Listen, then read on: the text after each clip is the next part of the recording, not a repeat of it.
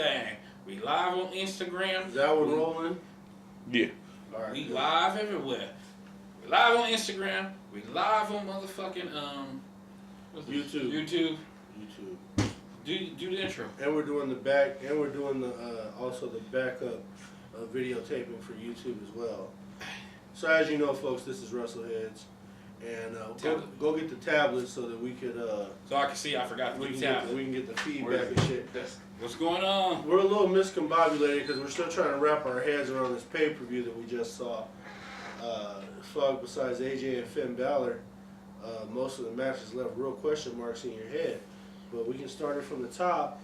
Alicia Fox versus Sasha Banks on the pre-show. You know, it's basically what you would expect in an Alicia Fox versus Sasha Banks match. Two professionals out there doing what they have to do. And Alicia Fox being a longtime member of the locker room and basically a female general in the back. And, you know, they had a decent match or whatnot. Of course, Sasha Banks submits her into the bank statement. Don't understand that shit.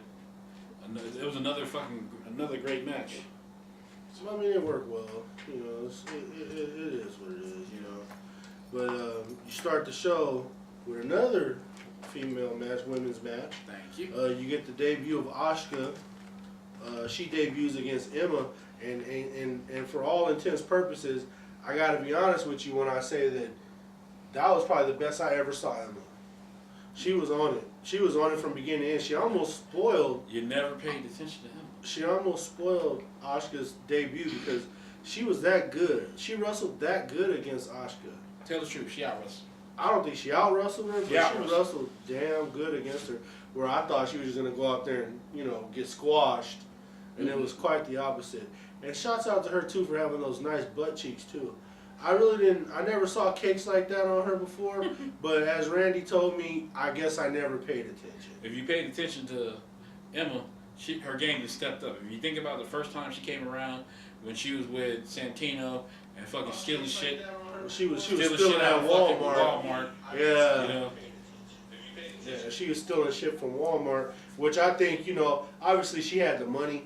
She didn't have to steal shit, so she was probably just trying to do that shit to see if she would get caught. Some people like to have them little cheap thrills like that. It makes you think how much money they make, because it's like the same thing, like, motherfuckers sit there and talk about, like, with the indie shit, is like the big thing is like people saying they making more money on the indies than in the WWE. I find that hard to believe. Especially the 205. It might, I mean, you think about it. It might be some kind of price or something we don't know behind the scenes. Or the indie promotions or the indie promotions have really seriously changed from what we used to know them as, and maybe the promoters are just selling dope on the side to pay the wrestlers well. Because we know goddamn well those doors aren't drawing the type of numbers to pay the wrestlers on an independent show. And on an independent show, your pay is based on that goddamn door. Period. And it's never going to be that great. You know, a lot of those wrestlers, especially the ones that are still in training, they go to the indie show, they're making $5 or $10. You know, they're basically getting the experience, the exposure, the notoriety. Now, when you start talking about somebody like Cody Rhodes, like what you're talking about, I say if the door pulls in $3,000, Cody Rhodes cut it at is $1,100. They saying them dudes making more than that. Well, see, that's the thing. I don't know. What's up, 1, 2, 3? I don't know. I find that hard to believe when it comes to like indie wrestling. You see the high school gymnasiums they're in. You see the bingo halls they're in. You see the armories that they're in. Some of them are in barns. Some of them are outdoors in carnivals. I think you should do research. There's not a lot of I think you seats. should do some research because you stuck on the way you feel.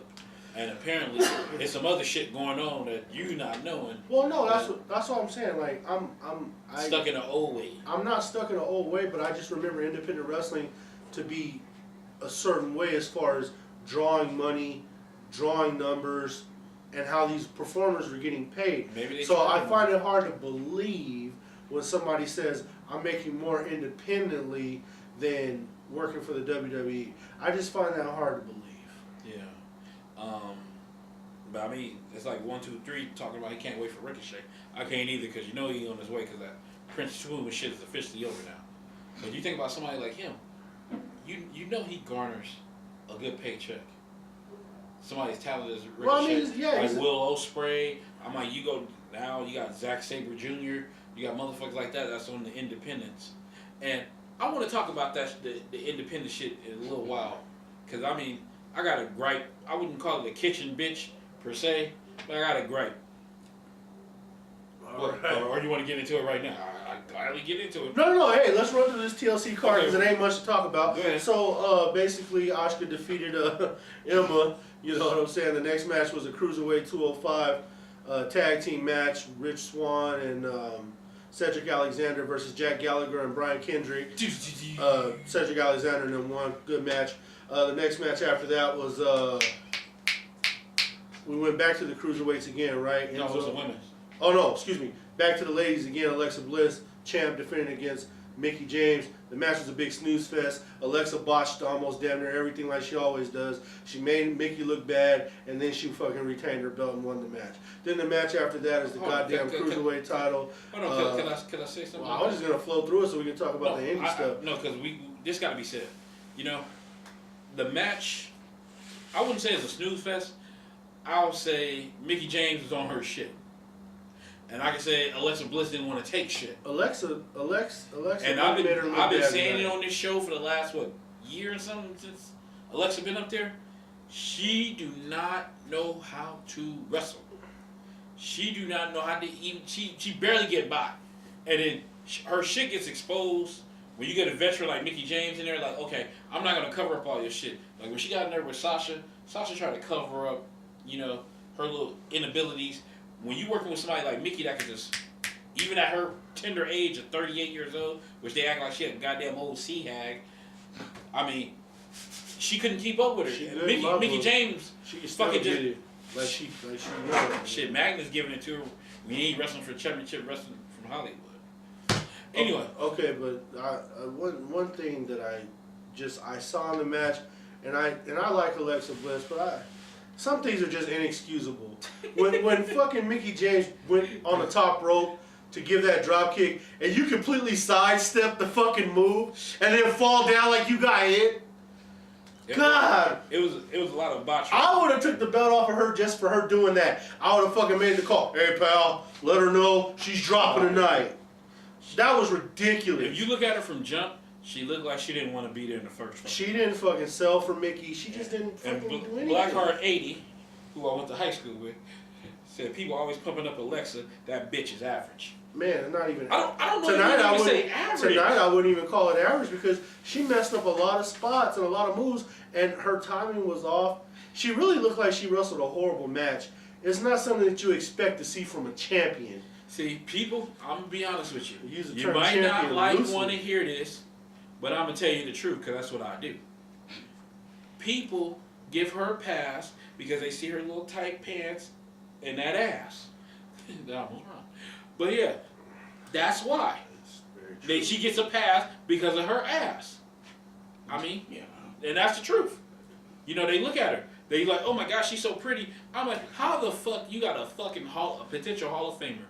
And Mickie James, 6-time women's champion. Oh, she's going to be a Hall of Famer when she's ready to 6-time women's champion, 1-time Divas champion, 3-time knockout champion, 3 or 4 times? I think so. Yeah. You got a fucking Hall of Famer still wrestling at a high level for her age, as they keep saying she old as fuck. I don't, and that's another thing. The WWE, I don't like how they shame her. They find different ways to fuck with Mickie James. Back in the days, right before she left, it was that Piggy James bullshit. And then now, they trying to age shame her. But y'all supposed to be fucking anti-bullying shit, right? Mm-hmm. Now, that sound like fucking bullying. I don't know, but that match against Alexa Bliss tonight, if I was Mickie James and I had nothing to lose, I'd have beat her ass for fucking up my spots. Like, I ain't even gonna lie, I'd have pulled her by her fucking hair. I'd have pulled that fucking pink shit out. 1, 2, 3. I'd have beat the fuck out of her because if this is my last match in the company, you gonna remember this ass whooping. You know what I'm saying? 1, 2, 3 said, I say this guy looked like he was in his 40s wearing an Alexa Bliss shirt and he had a ring. Thank God! God damn it! I said that shit when we fucking went, all 3 of us, when we fucking went to No Mercy and then we went to the Raw the night after. Grown fucking men with no daughters, no nieces, no cousins. You had no fucking reason to wear them goddamn shirts. That's why she's the champion. Because of motherfuckers like that. Hey, you got that Alexa Bliss shirt on because your daughter, you know, you supporting your daughter? I don't have a daughter. I'm just a grown man wearing an Alexa Bliss shirt. Just like I saw grown men out there wearing that fucking kabuki mask for fucking Asuka. I'm sorry, you can be a fan of her work, but you're still a grown man. You know what I'm saying? And the way she wrestled tonight, why would you want to wear that shirt? She made Mickey look bad, man. No, she looked bad. I'm not doing it. I'm not no, doing that because shit on Mickey. what I'm saying is it takes two to tango. And if you're fucking up Mickey spots to the fans that we all know are out there that don't know their elbow from their asshole, shouts out to King Hamed. You know what I'm saying? They'll look at it and say, "Oh, Mickey James is making her look bad." They'll see it from the opposite way. I'm sorry, bro. You know goddamn well you gotta take that top rope drop kick. You totally sidestep. She didn't even touch her, and she fell down. Well, you got Blackheart 80 said, "LOL, she's not even Marie bad, but that's worse." I don't even see. That's tough right there. Even Marie was dirt. She was. She got better. That's what I'm saying. She was a honey. She was bad in the beginning. No. When she started working with Kendrick, she got better. She was a honeypot also. She got better, and she was terrible too. She got better. But see, it's worse to me. It's worse with Alexa Bliss because they putting the company on her back for the women. Yeah. Like it's no fucking excuse. Your dude that she been shacking up with for years, he's a decent wrestler. It's no excuse for that. None. Yeah, I mean, you even see Brie Bella. I mean, shit, she started getting better. Fucking Daniel Bryan. I just totally didn't like her performance tonight. I'll just leave it at that. We got to keep going. 1, 2, 3. What you talking about? Eva Marie? I think they came to like a mutual. She kind of quit, kind of thing, because well, they weren't going to use her no more anyway. Yeah, and plus her little career, you know, she started doing movies and shit. Her little career started. What's her name now? Because she's in other stuff now. She does special. Her name is Natalie Eva Marie or something like that. Yeah. I think that's her name anyway. Yeah. She just cut off the Natalie part. Yeah, it's something. Well, she's successful with what she. Yeah, that's why I said it ain't no problem. Yeah, she just couldn't wrestle. Eva got better and was still terrible. That's how trash. I mean, it is what it is. But what was I gonna say? We gotta move on. Keep it rolling. So, keep it going. Keep it flowing. After that match was what? The Cruiserweight Championship match? Mm-hmm. Enzo Amore challenging the champ, Kalisto, who didn't know he was a champ when he cut that promo last week. What the fuck? What the fuck was up with that shit? I don't know. I guess he already knew he was gonna lose and he let the shit come out on TV. It's bad enough you gotta go in there and work with a sorry wrestler like Enzo Amore to begin with. But even his goddamn voice was gone. And then his voice, see, and this is what I was telling you guys earlier. His moneymaker. His fucking voice was gone. That means no mic tonight, fellas. That shit was shit. That means no match tonight. There's no fucking talking. Good. Just get out there and wrestle. And then after he wrestled, he won the belt. We knew they were going to put the belt back on him so he can sell more merchandise. We knew the shit was going to happen. Why are you in there trying to get a fucking post-match interview with this motherfucker and he can't talk? And then he fucking spit on Charlie. I'm looking for that motherfucker for that shit. That son of a bitch. I'm sorry. A beautiful girl. She's a treasure. He spit on her. Motherfucking. I mean, goddamn, dude. Let's read some of the comments. Let's see. We got Richie Rich, she's Real Armor Brothers, German Vertical, The Rock, and Kane. Lifer Game is British. Okay. We got 1, 2, 3 said that match was shit. It was. I agree. It 1, 2, 3 also came back and said Enzo sounded sick. Yeah, he lost his voice yelling, doing something else instead of working. AMW Lady said Enzo was the biggest schmuck. I agree. And Blackheart said, yeah, I saw that. See, I think, and I was telling them when we was all watching this shit, I think Enzo, he lives that nightlife. We know that shit because all you got to do is sit back and pay attention to his goddamn fucking Instagram and all that shit. That motherfucker be out there getting Pinocha and all that other fucking shit. And stiffing strippers. Yeah. And stiffing strippers. Not paying the bill. He good for that shit. And he living that nightlife. And see, he knows. See, it's like where you got the wrestling life kind of swimming into the real life, kind of like what happened to Nate, where instead of you being Enzo Amore, and I forgot his fucking name. His name is Eric, some shit in real life. But it's like they melded into one motherfucker. And it's like you doing all the shit at that fucking time. Well, I mean, he had the boxing shit on tonight. He went out there looking like Roberto Duran tonight. And what? And leopard? With the leopard on the bottom of it. You know, he can't wrestle with Kalisto. He can't keep up with Kalisto. But he's got 10 times the personality as Kalisto. So it's like, of course, the motherfucker with the personality is gonna win. See, that was a mess. He made Kalisto look like shit out there. Yeah. And I tell you, Kalisto been going do. Even when he was in that US shit, he looked like shit then. It's like he looked like shit on the US title run. No, he didn't. They would have never put the fucking belt on him. What the fuck I got to do with it? They wanted to fuck with Del Rio. You know Triple H don't like Del Rio. I thought Kalisto was good. He was worth every fucking penny. Bullshit. Having him go out there and work with fucking Enzo Amore what they should have did, face. they should have left him and Sin Cara together. You know, goddamn Sin Cara, the second one is 40 years old now. The gangster dude they used to be with the wearing the bicycle. Yeah. They used to ride them bicycles with the tank tops on. And they should have left them Warrior. What's it? Lucha Dragons. Lucha Dragons. You should have left them together. And I mean, you could have. They had something going right there. And it's like usually with the WWE, when the minute shit start going, oh, break them up. The only motherfuckers they left some time was the Shield. They gave them bastards 3 years? I think it was 3 years. 2 years. No, it was 3. It was 3. I think it was 3. Because they came in 2012 and say that 2015. No, I don't think it was 2012. Yeah, they came. I think it was like 2013. I don't think it was 2012. They was together for a while. No, it was 2012. I was still over the road. I think it was 2013. What the fuck they got to do with you? Because I compare shit to when I was out and about. Okay. When I was over the road, the Shield wasn't here yet. I remember Alberto Del Rio got mad at Sin Cara and attacked him in real life. Shit, I don't think anybody want to fuck with Sin Cara in real life. Yeah, because Sin Cara beat people ass backstage. Didn't he beat Sheamus' ass? I think so. It was one of the major ones. I know Yoshi Tatsu beat his ass too. Yeah. Sheamus took some ass whooping since he been there. But nonetheless, we got to keep going in the card. And that's a good question. Anybody know that? When did the Shield debut in the WWE? I think it was 2013. I don't think it was 2012. 2012 was relatively a bad year for me. So I would remember something like that. We're talking about wrestling, man. Right, and wrestling is what keeps us all going, and that's why I said I relatively think that, it was 2013. If I'm willing to bet, it was 2013. Okay, but then that'll put them breaking them up in 2016 because they was together for 3 years. No, I don't think they was together for 3 years. They was together 3 fucking years. I think they were together for fucking 2 years. They was together more than 2 years. I think it was 2 years. They did like 2 or 3 because WrestleMania. Seth Rollins hit the motherfucker in the back with a chair right after goddamn. And they been apart. They was together for 2 years, wasn't they? 2012 TLC, they had their first match. Thank you, 1, 2, fucking 3. It could have been 2012. I knew I was right. It was 2012, but only 2014. They ended it before the 4th. Because you got to think about it, 2015, 16, because they was apart for 3 fucking years. So it had to go back. Roman Reigns, because I remember, I've been saying this shit, Roman Reigns been on the main roster for like 7 fucking years.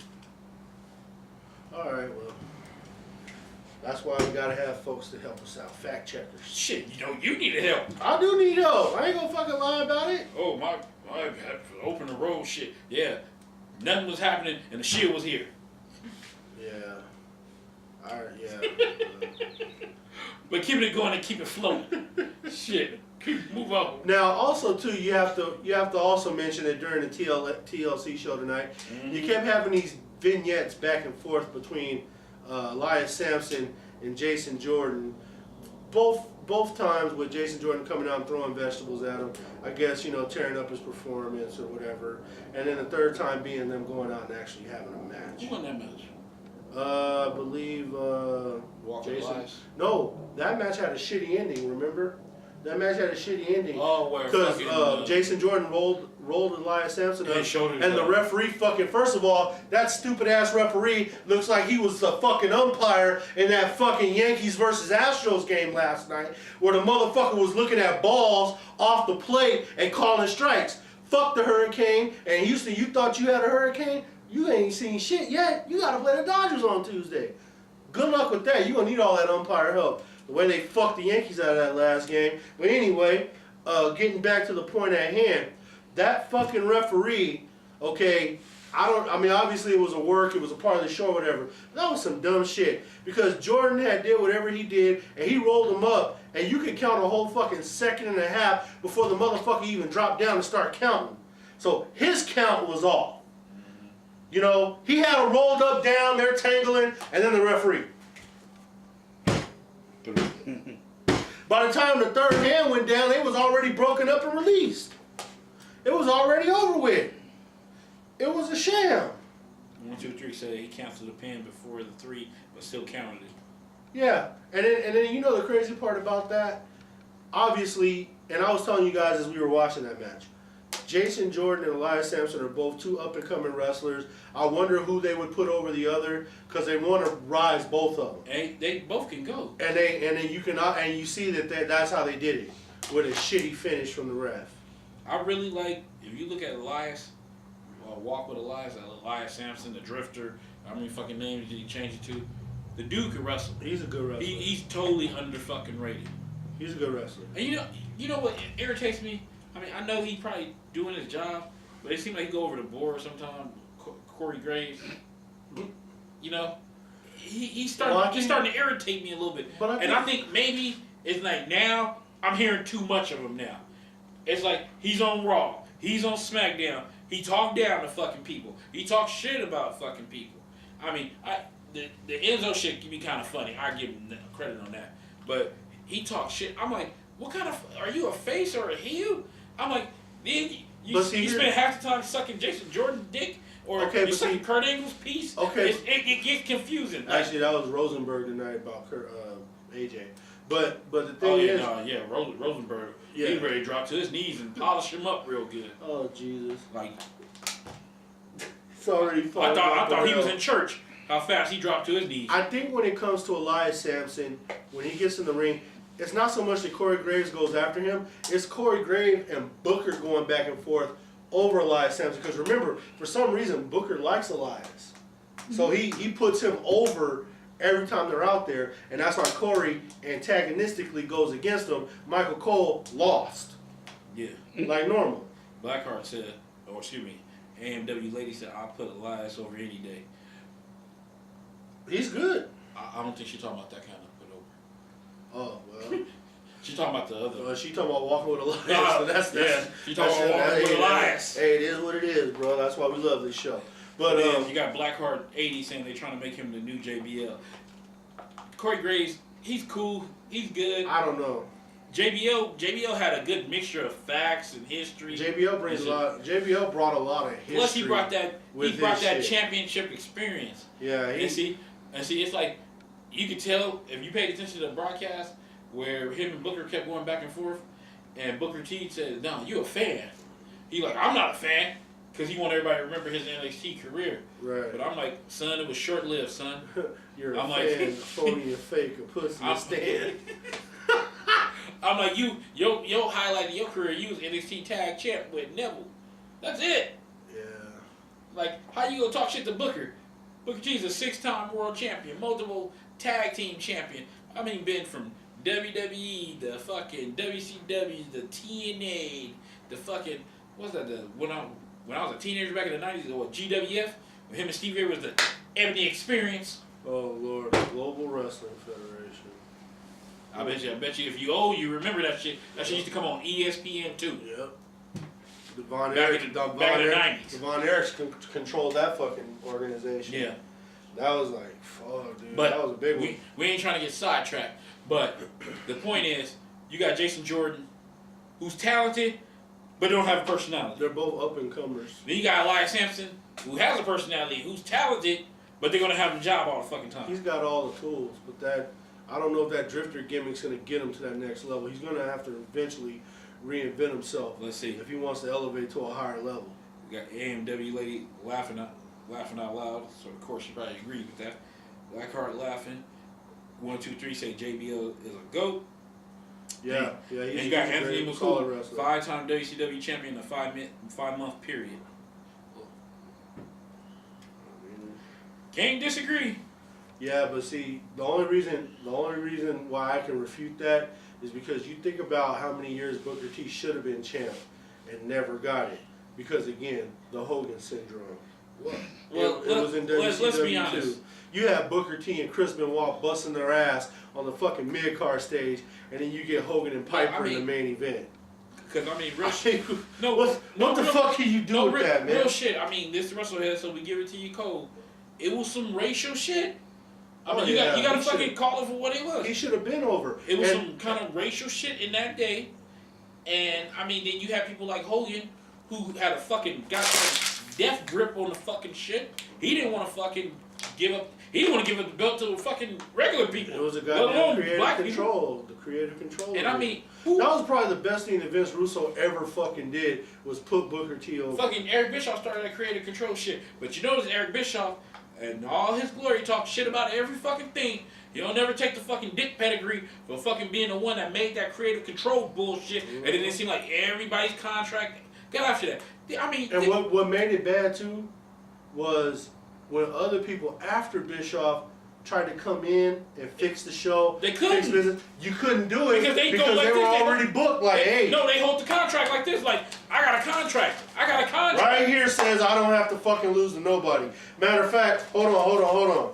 This article right here says that me and Hogan are gonna fucking build up a match, and he's gonna poke me in the chest, and I'm gonna fucking fall down. That was a goddamn disgrace.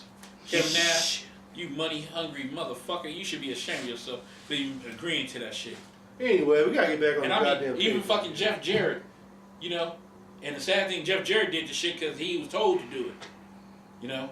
Man. And shit, hey, I see you, King of the Mountain. You be checking us out. I'll be seeing you. Hey, but granted, I give you credit for checking us out because I mean, man, I ain't gonna lie to you. I done talked so much shit about you over these fucking years. Like, man, I done threw your name in the shit, the dirt, and every fucking thing. Like, All right. that's six. I'm just being honest, you know. That's just, hey, I told you I give it to you straight. If he watched it in his fucking show, I'm sorry, that 6 sides of shit is 6 sides of shit. Yeah, it is. It is. So let me say a couple of these fucking clips. Let's It really is. We got clips 1, 2, 3. Said, I remember when RVD said to Booker T, I can't believe you lost the world championship 5 times. Blackheart 80 said, I totally agree. Elias got to tweak or change that gimmick.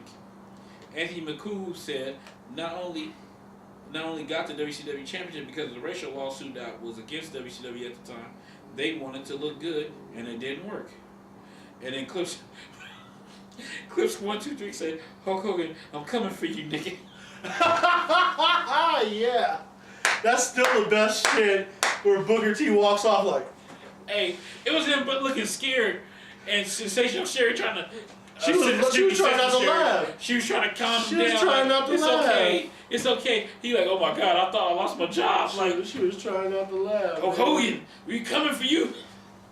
They really couldn't. They couldn't come for Hogan if they really wanted to. That's the sad part. Unless you catch Hogan in that diner just randomly eating, and all of a sudden he's taking pictures with black wedding couples after he done called Brooks dude every nigga in the book. Jesus Christ. Shit. You talking about a fake rigged fucking publicity stunt. I told y'all I asked that shit. When the first time I seen it, I'm like, look at this shit. I'm like, first of all, Hogan wouldn't be caught dead eating at this diner.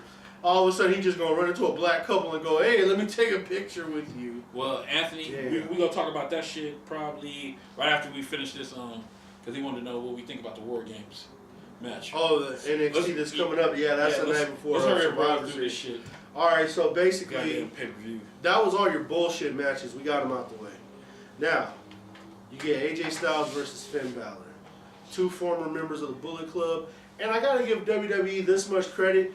They knew they had to mention it. How they mentioned it, was a little iffy, but you can't really say much. But the fact that Corey Graves had enough gall to say, hey, this is 2 former leaders of the same faction, you know, I don't even know if he said in Japan or on the other side of the I would earth. use the club. You know, you use that shit. the fact that they mentioned it was good enough because we didn't think they would. And fuck, man, you look at AJ and you look at Finn Balor and you watch them wrestle, and you can just tell these are just 2 professional wrestlers who really work their craft. They know what they're doing. They didn't need no story. They didn't need no build up. That's you true. know, it didn't need none of that. They just got in the ring, the bell rung, and they told the goddamn story. 1, 2, 3, right about that. And that was it. He's talking about that coup de grace. Didn't look good. It didn't. Well, it looked like shit. It didn't look good because AJ was too close to the rope, but for what it was, I mean, fuck, dude, they still had a damn good match, dude. And It was a good match. It was good storytelling. You got that shit with no build up. Nothing. Last minute fucking, I remember putting the story up, what was that, Friday? Yep. Friday afternoon. That shit was coming in fast and furious. That goddamn, you know, the worst part is when they said that goddamn joke was the goddamn meningitis and the doctor fucking booked a better card than the WWE. Hey, a lot of that was true, but But you know the thing is too. I don't get that Kurt Angle shit. If you're AJ Styles, we're gonna get to that. If you're AJ Styles and you're getting this call, it's for someone like Finn Balor because we don't know if they'll ever match up again. Because Finn Balor stays on some Raw. extra fucking money.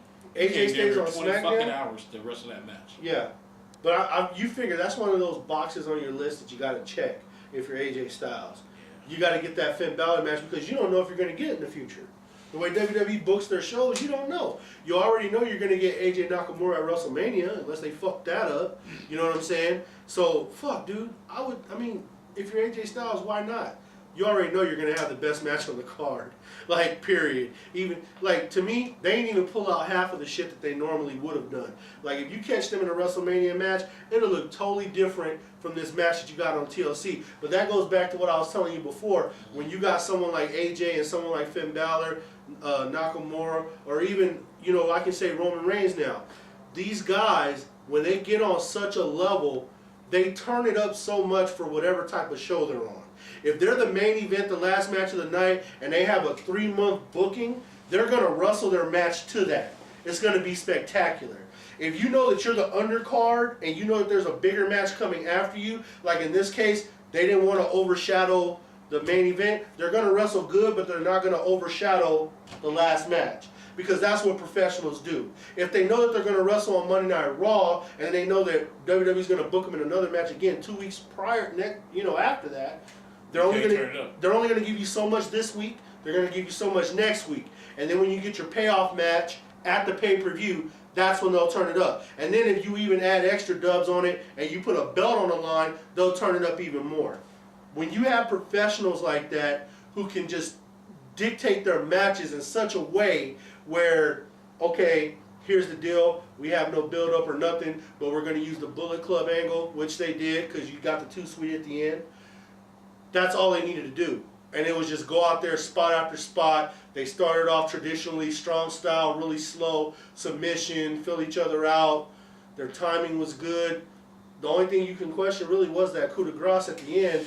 But fuck, dude, for AJ hopping on that flight coming from Chile, and basically you can tell he didn't have his real ring gear with him. He wore the old blue stuff because he knew Finn Balor was wearing red. Fuck, dude, they did a great job. I mean, it was the best match on the card, you know, and then going into the paper. Oh, by the way, yes, Finn Balor won. And then, you know, they shake hands, they do the too sweet, which made the crowd go nuts. And prior to that match, that crowd was fucking dead as Julius Caesar. They were gone. I mean, fuck Minnesota. Damn, have some pride. I mean, shit, the matches were kind of crappy, but you're still representing. You're still representing for the fucking Target Center. Nah, I can't even say that. I'm not even going with that. That crowd was just dead. The crowd. Minnesota's better than that. Or Minneapolis is better than that. Well, they woke the fuck up when AJ and fucking Finn Balor hit the ring. That's for damn sure. See, now what I want to see, now that the door has been open, next month, Survivor Series. AJ, Finn Balor, Part 2. For brand fucking supremacy. Now you can fucking, hey, here's a caveat. If the fucking, let's see. You can do a couple of ways. If SmackDown wins, they get the #1 draft pick, and they get to take motherfucking Gallows and Anderson. Or the same thing for Raw, they get the #1 pick. You can add some kind of element to that. Well, we already know that Raw owes SmackDown anyway, since they took Kane. Shit. Yeah. They basically took John Cena too. Yeah. They haven't sent anyone back to SmackDown for Shit, they didn't take John Cena. John Cena's some fucking where else. Well, he's a free agent. Yeah, John Cena, let me tell you something too. John Cena should have had his ass in that main event tonight. That's what he should have did. You know, there's no reason to bring old ass Kurt Angle out here on a short fucking time notice. But for what it's worth, Kurt wrestled his ass off. And using that segue, go on into the goddamn main event. Well, I want to read some of these comments. I didn't want to get too far behind. Okay. AMW lady said it was awesome. Finn Balor. We got Clips 123 said that Fireman's Carry neck breaker didn't look good. Blackheart 80 said they'll fight eventually. Sadly, AJ will be a heel when they do so. Clips 123 came back and said, I thought the club was going to come out and betray somebody. Then you got Anthony McCool said the WWE is clueless on how to build faces. This generation tonight, they turned Braun Strowman face. Ridiculous in my opinion. You got Clips 123 said this time no demon. That's what I was trying to tell them. I'm like, if you got no Bray Wyatt or AKA Sister Abigail, why the fuck Finn Balor coming out there as a fucking demon? There's a couple. It made reasons no why. fucking sense. No, there's a couple reasons. Like when why. they changed that match, it ain't supernatural power versus supernatural power. Leave the demon shit at home. Coming out in a fucking leather jacket and do your little fucking Finn Balor fucking shit. And then that's it. First of all, we didn't need to see another Finn Balor versus Bray Wyatt. This is fucking part 6. What they did was save our fucking lives with this fucking match. Thank God for meningitis. You fucking did us a solid. That's number 1. Number 2, okay? We're in the fucking Halloween month. Halloween is next fucking week. Of course he's gonna come out as a demon, whether he was wrestling Hillbilly Jim. That's just the way the shit was gonna go. Okay? Third of all, AJ versus Finn Balor. The next time, you will have a heel, you will have a face. But we have to also keep in mind, guys, they threw this shit together at the last minute. Everything ain't gonna be Chris cut. And Wrestling Crips 123, you know goddamn well every match ain't gonna be picture perfect. But for what they did, it looked good. And whatever shit that they were stumbling on, they covered. Because that's what true professionals do. It was a great match. But we gotta get into this goddamn main event. Oh no, let me read one more. And you got Anthony McCoo said they're not going to do that because they're trying to build up Finn Balor. He needs to look strong if they're trying to put him against Brock Lesnar. Thank you. And that was something else I was telling you guys. That's why he went over AJ tonight. Because you want to start building steam and you want to fucking start making this guy look credible where it could even look like he should go against Brock Lesnar, who in my opinion should have had his ass there tonight too. You know, that's the way it's got to be sometimes. You know what I mean? I'm going to say that for you. Go into that main event. I'm going to say that. All right, so this main event, right, thrown together. I mean, it was already booked poorly. Even if Roman Reigns was there, where the fuck were you going with this 5-on-3 shit? You got 5-on-3, and then you can use every fucking weapon out there. You got all the gimmicks. Now, raise your hand if you remember the old TLC pay-per-views where you had a ladder match, a chair match, a table match, and then your main event used all 3, tables, ladders, and chairs. We didn't get a goddamn thing tonight except tables, ladders, and chairs in a garbage truck in that last fucking match. And I'm going to tell you something else too. The storytelling in that match was some of the worst that I've seen. First of all, the unbreakable, unbeatable Braun Strowman, unless you give him 1 F5, he was getting his ass beat at the beginning of that match. Can you tell me why Kurt Angle, Dean Ambrose, and Seth Rollins beat up all 5 of them motherfuckers for like the first 10 minutes? All 5 of them, just getting their ass whooped. You know what I'm saying? And I mean, like, I remember when a goddamn chair shot didn't hurt Braun Strowman.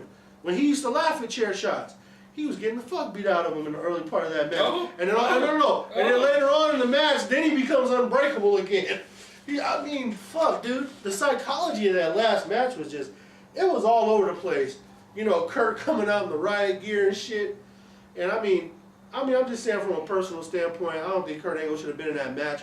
I think if you're someone like Brock Lesnar or John Cena, and you're supposed to be like the top of the business, the pinnacle of the business, if you know for a fact Roman can't make it, and you know that Bray can't make it, and you know these are 2 big parts of the show, then you gotta fucking make that phone call. Hey Vince, I know I'm coming to Raw tomorrow to tell Jinder Mahal I'm gonna fuck him up at Survivor Series, but how about I show up Sunday and get my ass in this fucking main event match, because after all, I am the champion of this brand, and perhaps you guys could use me.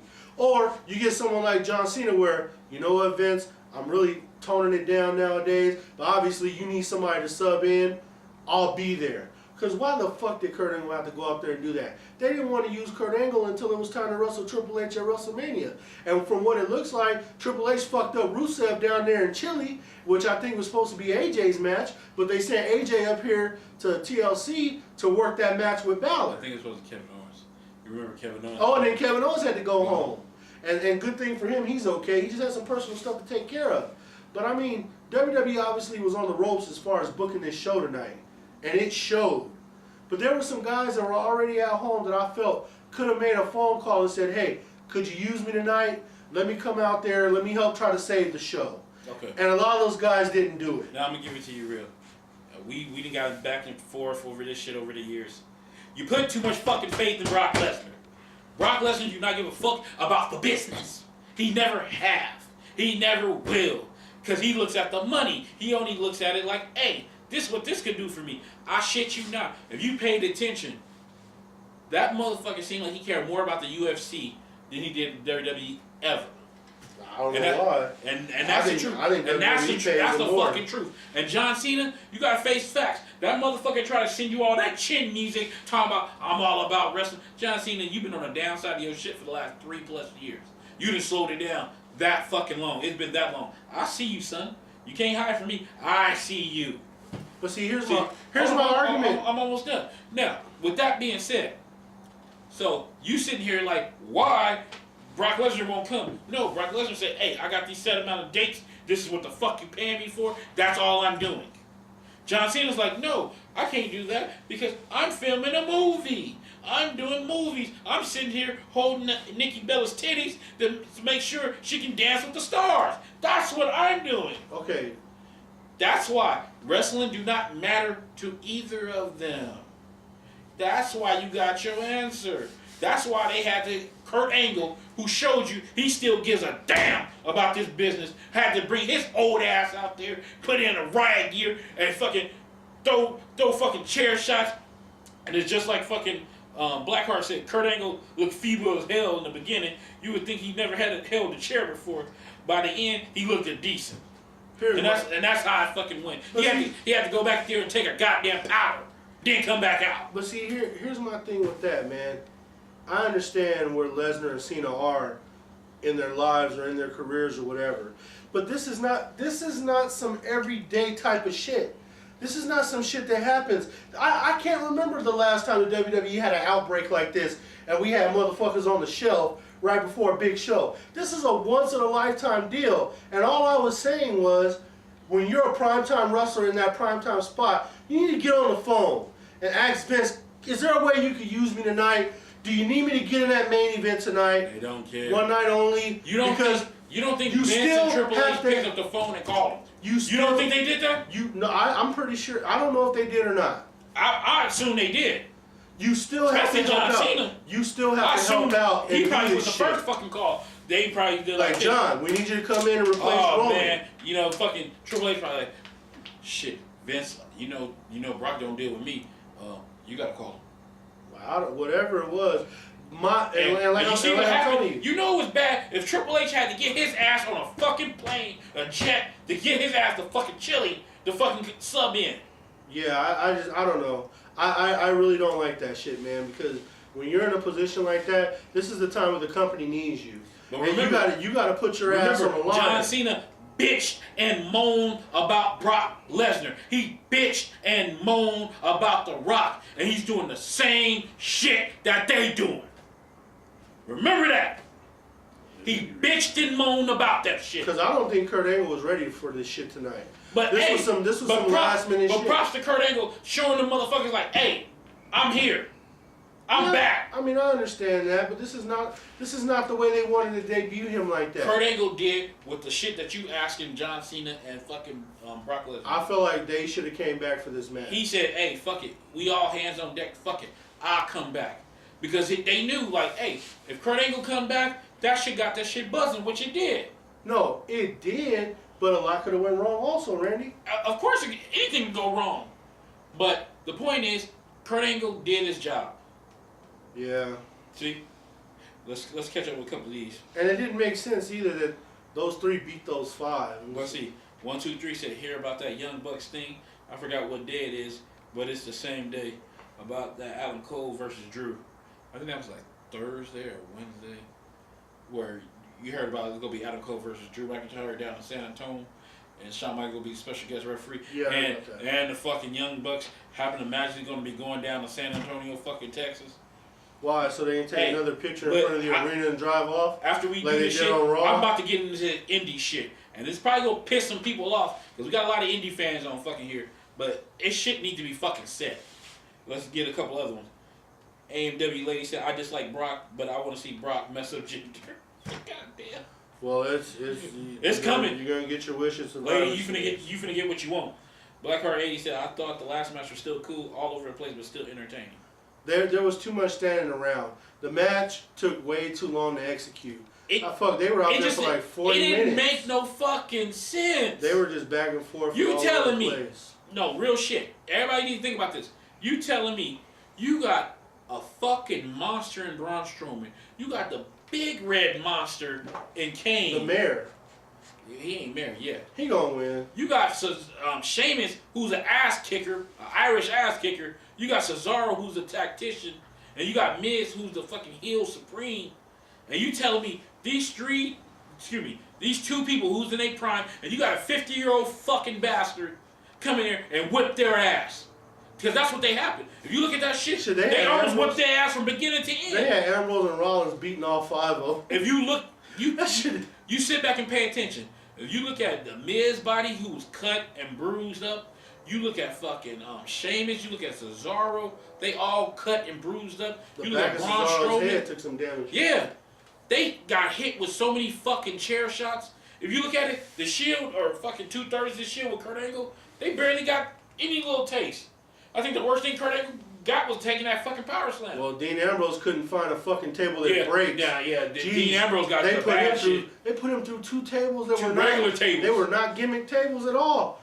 They were fucking him up. And that one that fucking Braun Strowman said, "Sorry, fella, you're going through this goddamn just table." threw that motherfucker. When he threw him into the turnbuckle, both of his tables didn't break. That's a fucked up situation. Get back to this reading real quick. Blackheart 80 said exactly fuck Cena all day. Anthony McClue said, moral of the story, it was a horrible pay-per-view. Yeah. One of the worst ones of the year. We do agree. Yes. Blackheart 80 said, it was okay. There have been worse. Anthony McClue said, making Starrcade a house show is so disrespectful to me. I can't believe they're doing that. It's supposed to be a pay-per-view. Yeah, I don't agree with that.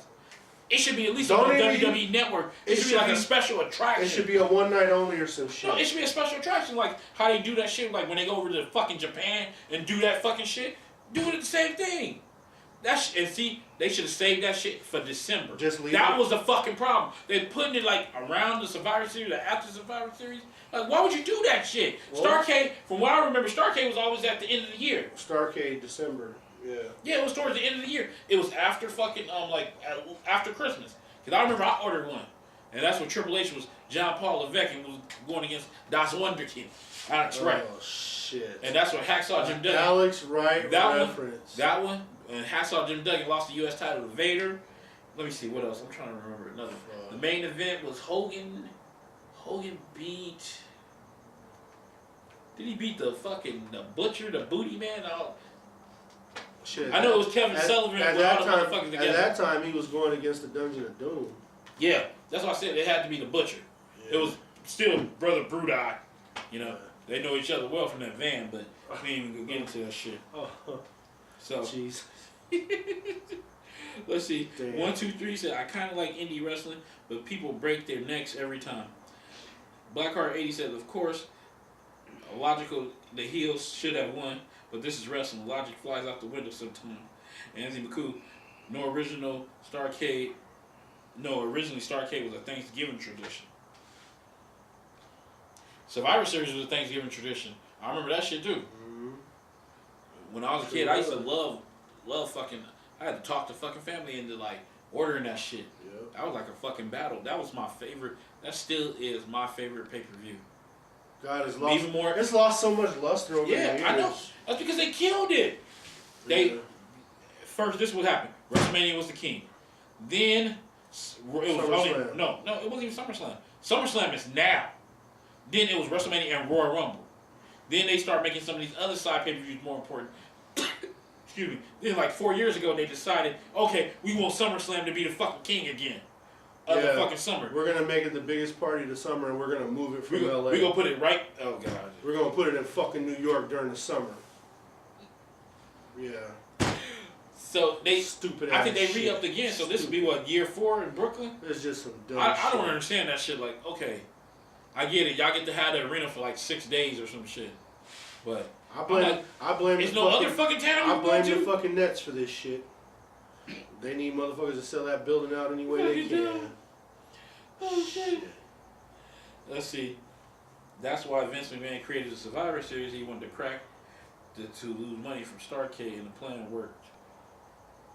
Yeah, Survivor Series was my favorite shit because that was a time you got to see Crockett's. He said crack. the Crockett shit. You got to see people that never really was together. You know, got to get together. You got to see fucking LOD and the Texas Tornado, and it was just. I just used to love them fucking matchup. The Hogan and the Warrior. The early shit like that. and in the early days of Survivor Series, they did put heels and faces on the same team. Mm-hmm. Yeah. That's what I said. It was just like the mixture, the Mega Bucks, the King's Court. I mean, you had the Hart Foundation where they actually had the fucking Hart family fucking wrestling. You know, it was just good shit like that. So okay, so we in this fucking that's pretty that much part of the fucking that's shit. the pay-per-view in a nutshell. And Brock Lesnar's supposed to come out tomorrow on Raw and say he's gonna fuck Jinder Mahal up at Survivor Series. Yeah, that's pretty much a done deal. So I'm gonna run with this. Now I want to talk about this indie shit, right? Because we've been having a lot of indie fucking shit on the fucking page as of late, like with the Jericho and Omega going back and forth, and Which is clearly a work.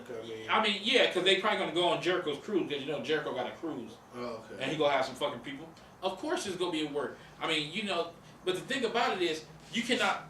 I don't like where this whole fucking thing where the indie fans will start turning to snobs. Where they talking about, oh, you just a WWE fan. Yeah, you don't know nothing. You just a WWE fan. It got nothing to do with motherfucking being a WWE fan. I feel like everybody should have their opinion, all because somebody don't like indie shit. And I'm not talking about us, because I'm fine with the indie shit. But that don't mean you totally denounce they fucking shit because you figure they don't know what the fuck they talking about. Oh, you just a WWE fan. Sometimes some people don't like their fucking indie shit. People don't like the WWE shit. People don't like TNA shit. Some people don't like Ring of Honor. Some people don't like New Japan. Oh shit, we can't say that. We can't say you don't like Ring of Honor or New Japan or indie shit. The only thing everybody likes if we trash TNA or we trash WWE. You know, New Japan's the end all be all. Fucking the indies are the end all be all. You say any fucking hold on, this is my shit. I just wanted to say something real quick. Go ahead. I can give it back to you. Go ahead. Okay, this is my take on the whole independent shit, right?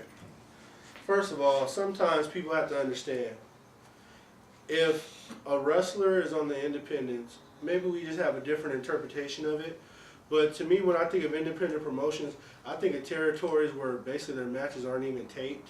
They're just local live events that people fly in and out for. I don't consider Ring of Honor, TNA, New Japan, I don't consider those independent promotions because those are national wrestling companies that perform nationally. When I think of independent, I'm thinking that you're going to do a show in Santa Fe, New Mexico, at an independent event, like PWG, and then you're going to go fly to Tallahassee, Florida, and do another event there.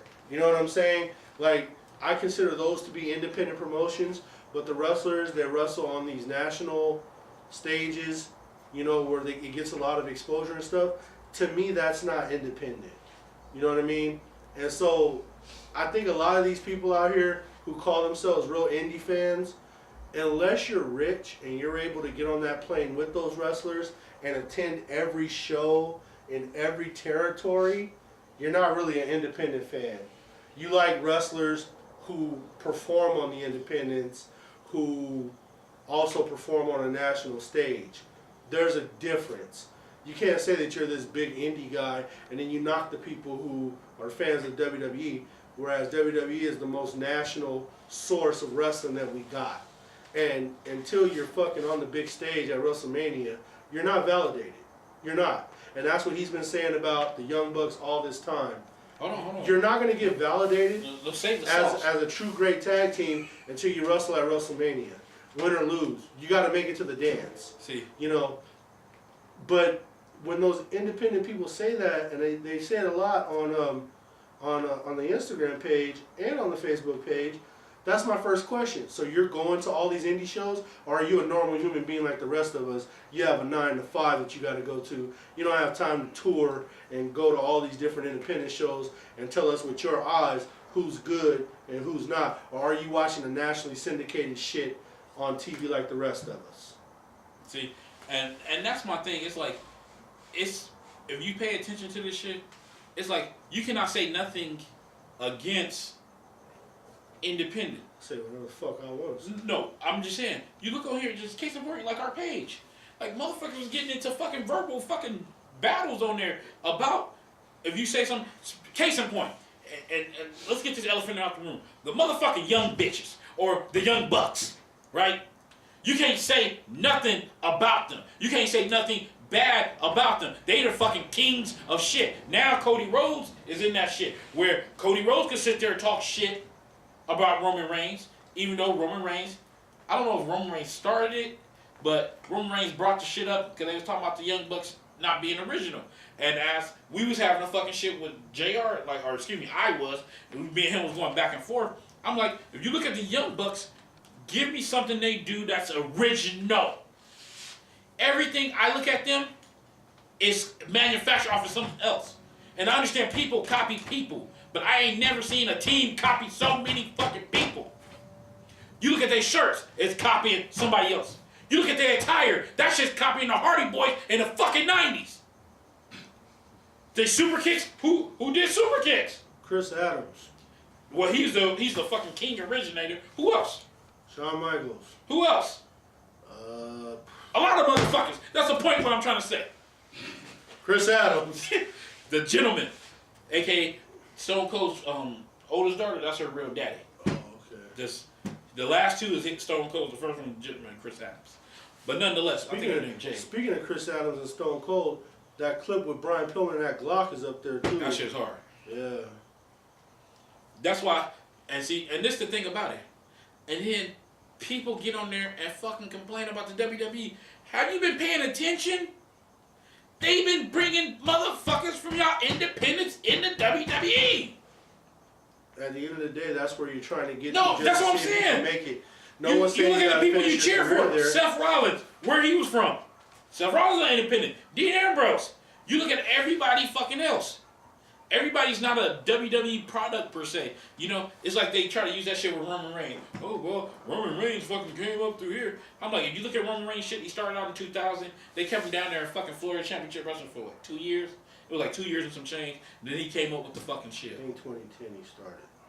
I said 2010. Said 2000. Oh, excuse me. 2010. Now, with that being I said, know he wasn't wrestling. yeah, no. He's still young. No, yeah, he in his fucking 30s, I think, or early 29, 30. Yeah, he's still But young. yeah, I mean, you sit there and look at that shit. You know, they rag on Roman Reigns. Oh, he's just a WWE product, and he's shoving down our throats. I'm like, if you sit there paying attention, why you sitting there wasting your time talking shit about Roman Reigns like they was shoving Dean Ambrose down your fucking throat? What about when they were shoving Seth Rollins down your throat? So you just didn't want to fucking go with Roman Reigns because you felt like he was their chosen one, even though if you damn near pay attention, them two guys was above Roman Reigns. Them two guys had singles titles before Roman Reigns. Nobody fucking talks about that shit. That shit gets right over their head. What was that? Right over the head. And if you sit back and think about it, you cannot say nothing bad about anybody that's in New Japan or anything like that. But I'm like, can you really compare New Japan to WWE? Because last time I checked, and let's be honest, They're worlds apart as far as telling the story. not only that, the new people in New Japan don't work as much as the people in the WWE. I mean, it's a fact. They don't have shows like that. Don't you notice the people that's in New Japan, most of the time, you always catch their ass in America? Yeah. Why? Because they don't fucking work like that. For people to sit there and say, oh, they go so hard in New Japan, it's the reason why they can go so fucking hard over there. The WWE's working 2 to 3, at least 3 days out of the week? About 3-4 days a week. Yeah. They get like 3 days off.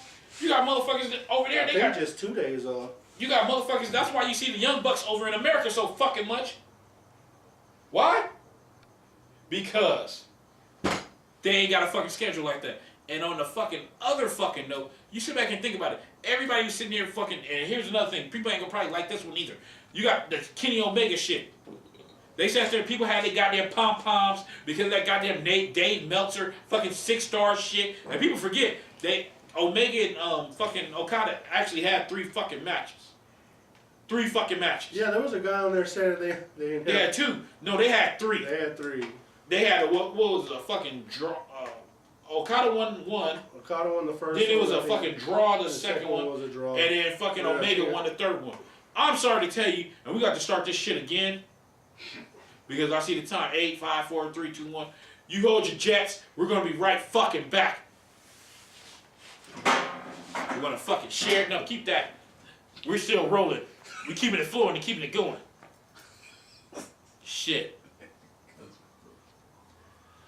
Yeah, that's generally how it works. Yeah, that's how it fucking works on the fucking ground. Hey, you know what makes it funny about Randy? And we too? fucking back on fucking Instagram. Randy always calls himself trying to be the goddamn timekeeper. And let's keep this shit to an hour and under, guys.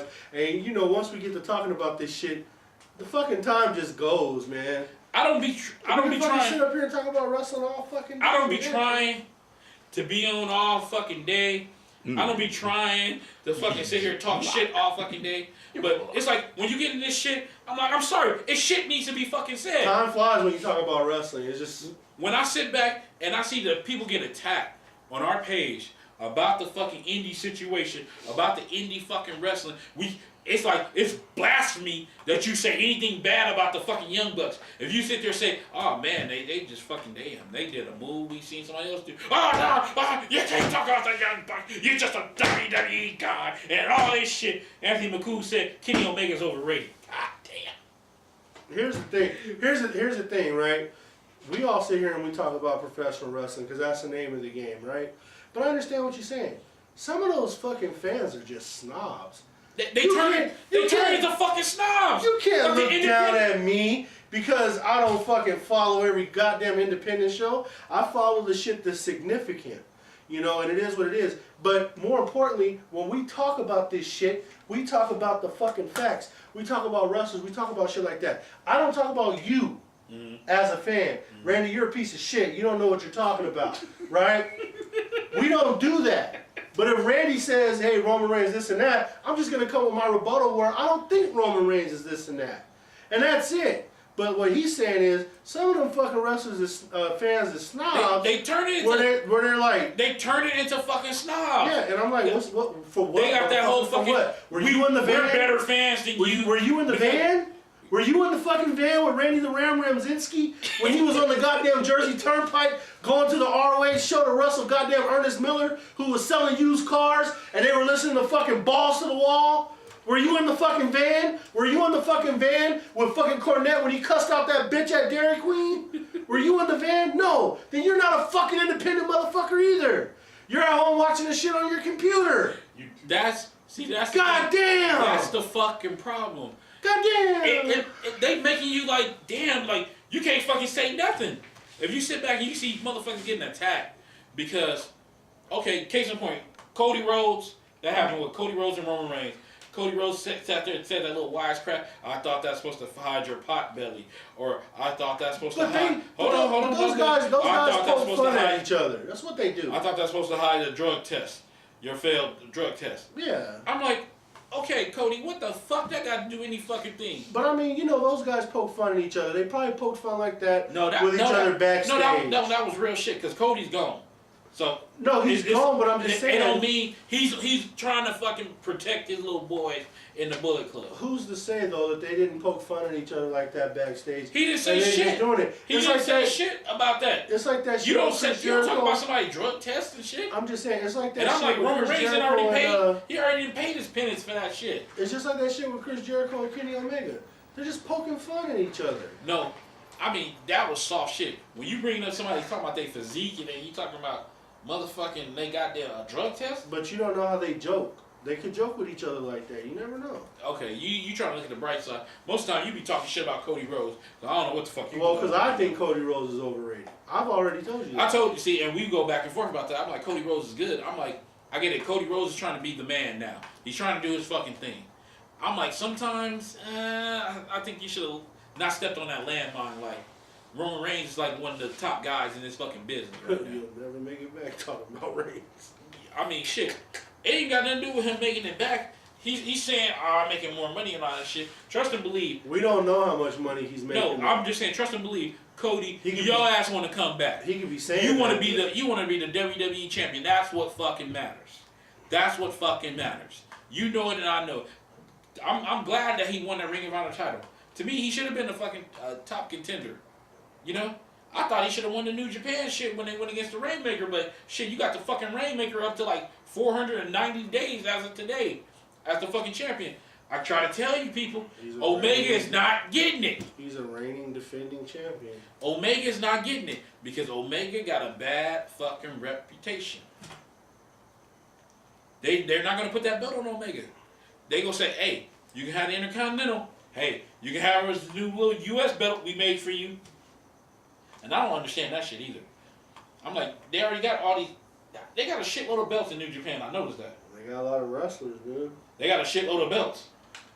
And I'm like, you got that shit. It's just too much. It's just too much. And I had to share my points on this fucking indie shit.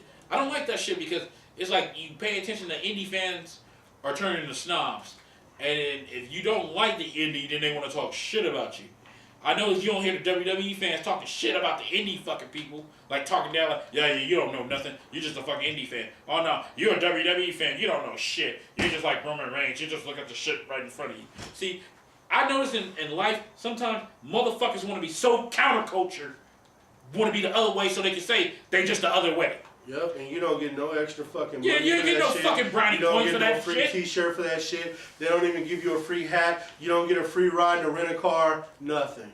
You don't get shit for thinking that you know more than somebody else. Well, you're supposed to be sharing your fucking knowledge and not talking down to motherfuckers. Let me catch up with some of these. We got Marty Too Sweet said, why can't we all get along? No, I think we all have something in common. That's the love of wrestling. I totally agree. Well, that's why I totally agree too. That's why I'm doing this rant right now because it's like the shit I've been seeing on the fucking page. You know, I sit back because you pretty much share your knowledge. Don't fucking talk shit. I don't trip about people talking shit because that's we all talk shit. Even some people come for us when they sit back when they fucking computers and try to do fucking extra research. Well, you're wrong on this. Like, once you go look it up, maybe you might discover something. You know, people got that shit. It might get their dick hard, fucking sitting there saying, trying to prove somebody fucking wrong or something like that for some fucking reason. Or just like the people that be doing the extra, what's that, the grammatical errors with the grammar and shit. Yeah. Like, goddamn, like nobody paying you. You ain't no fucking teacher in here. I'm like, as long as you get the gist that they saying, I'm not promoting bad spelling. I'm a stickler for grammatical errors. I ain't gonna lie.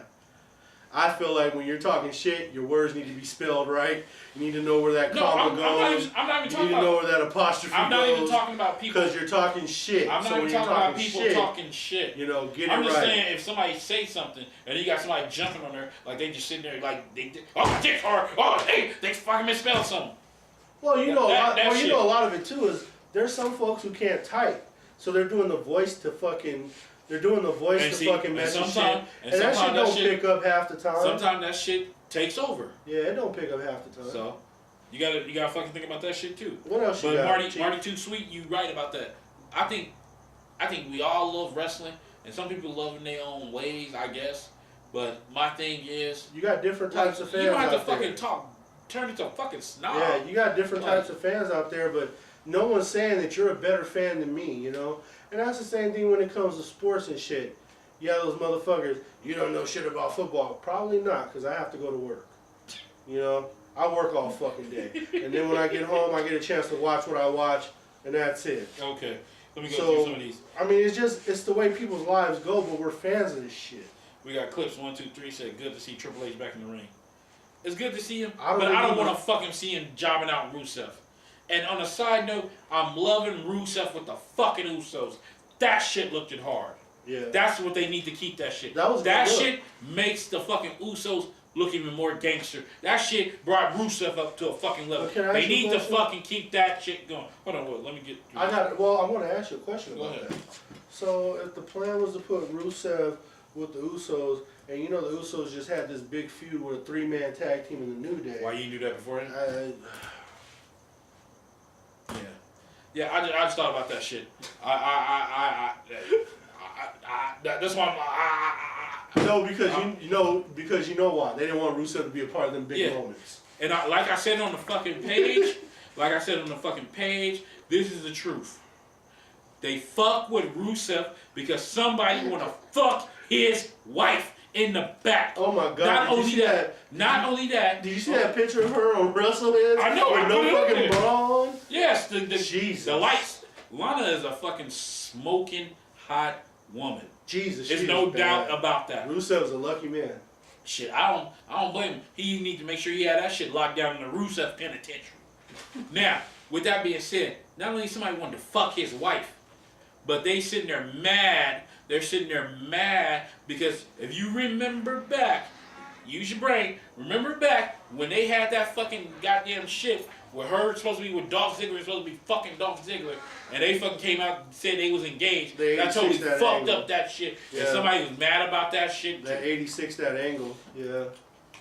That shit pissed them off. Hey, you know in that lower drawer in there, we got some beers in there. I forgot to tell you earlier. Oh, God. You don't need none. Oh, no, I got to get up in the morning. Shit. I'm talking about him. I'm good. He ain't got to get up in the morning. But I go off tomorrow? Yeah. Oh, okay. Then you can have one. But we'll make sure both of us get to work tomorrow. I'm telling you.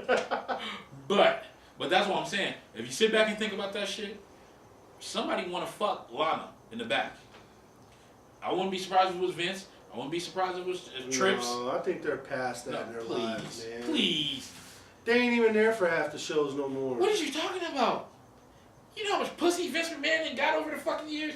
How many goddamn lawsuits? We're not talking about over the years. We're talking about a 70-something-year-old man now. What? Those be the old ones still fucking.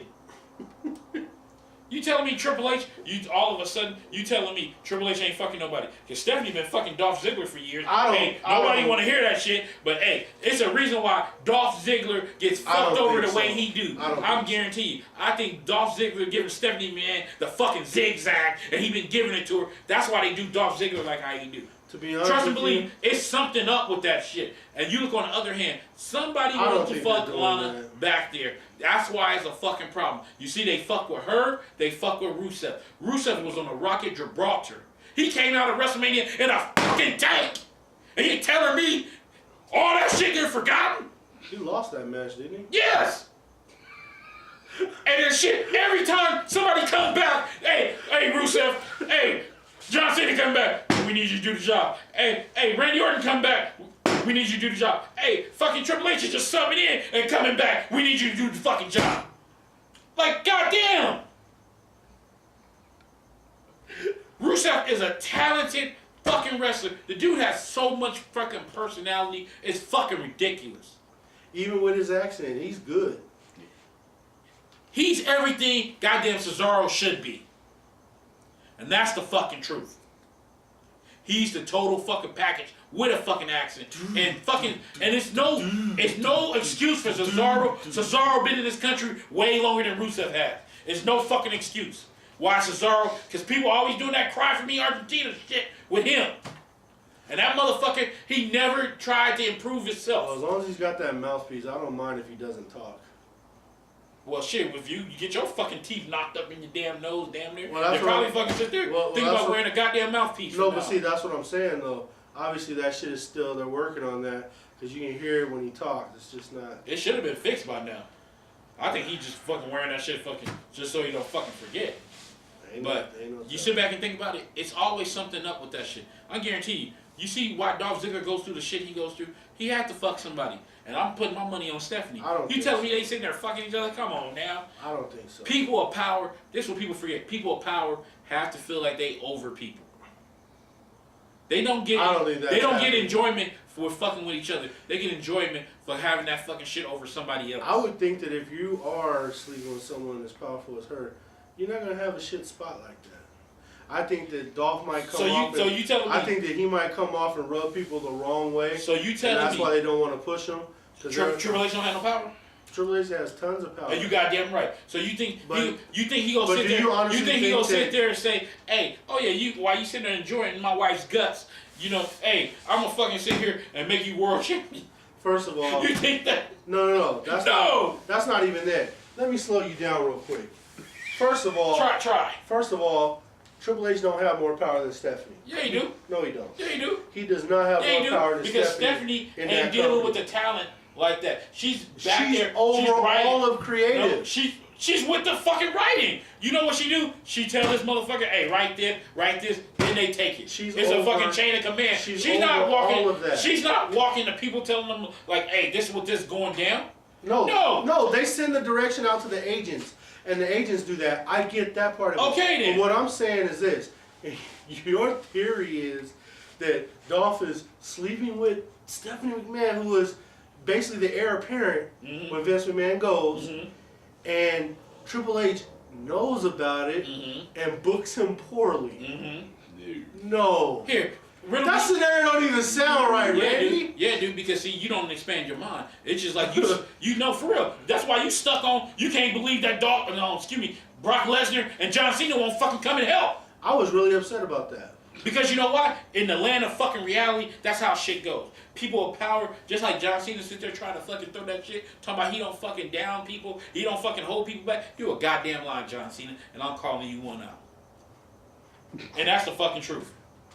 He held Baron Corbin. Before he left SmackDown, he had to fuck over Baron Corbin. And that was a fucking pure fuck over. It wasn't bad enough that Corbin lost that goddamn briefcase. That wasn't enough. Oh, I felt like he wasn't ready. So what did he do when they had their match at, what was it, SummerSlam? That was ridiculous. He fucking played around, joked. Baron Corbin barely got the F5 good night, or FU or AA, whatever the fuck they calling that shit. Good night, bitch. Now he's getting success. Why? Cena's gone. Cena's gone. It ain't shit by fucking, ain't no goddamn coincidence. Or like what the Usos said, it's not paranoia. It's the truth. Mark my word, you sit back, people at home, you sit back, think about what I'm saying. Dolph Ziggler is too goddamn good for too long. Dolph Ziggler was AJ Styles before AJ Styles in the WWE. Think about it. Who was the best in-ring performer in the WWE for years? Tell the truth. Who was the best in-ring performer in the WWE for years? For what years? I said years, plural. And before AJ Styles been here 2 years, almost, in January. Who was better than Dolph Ziggler before that?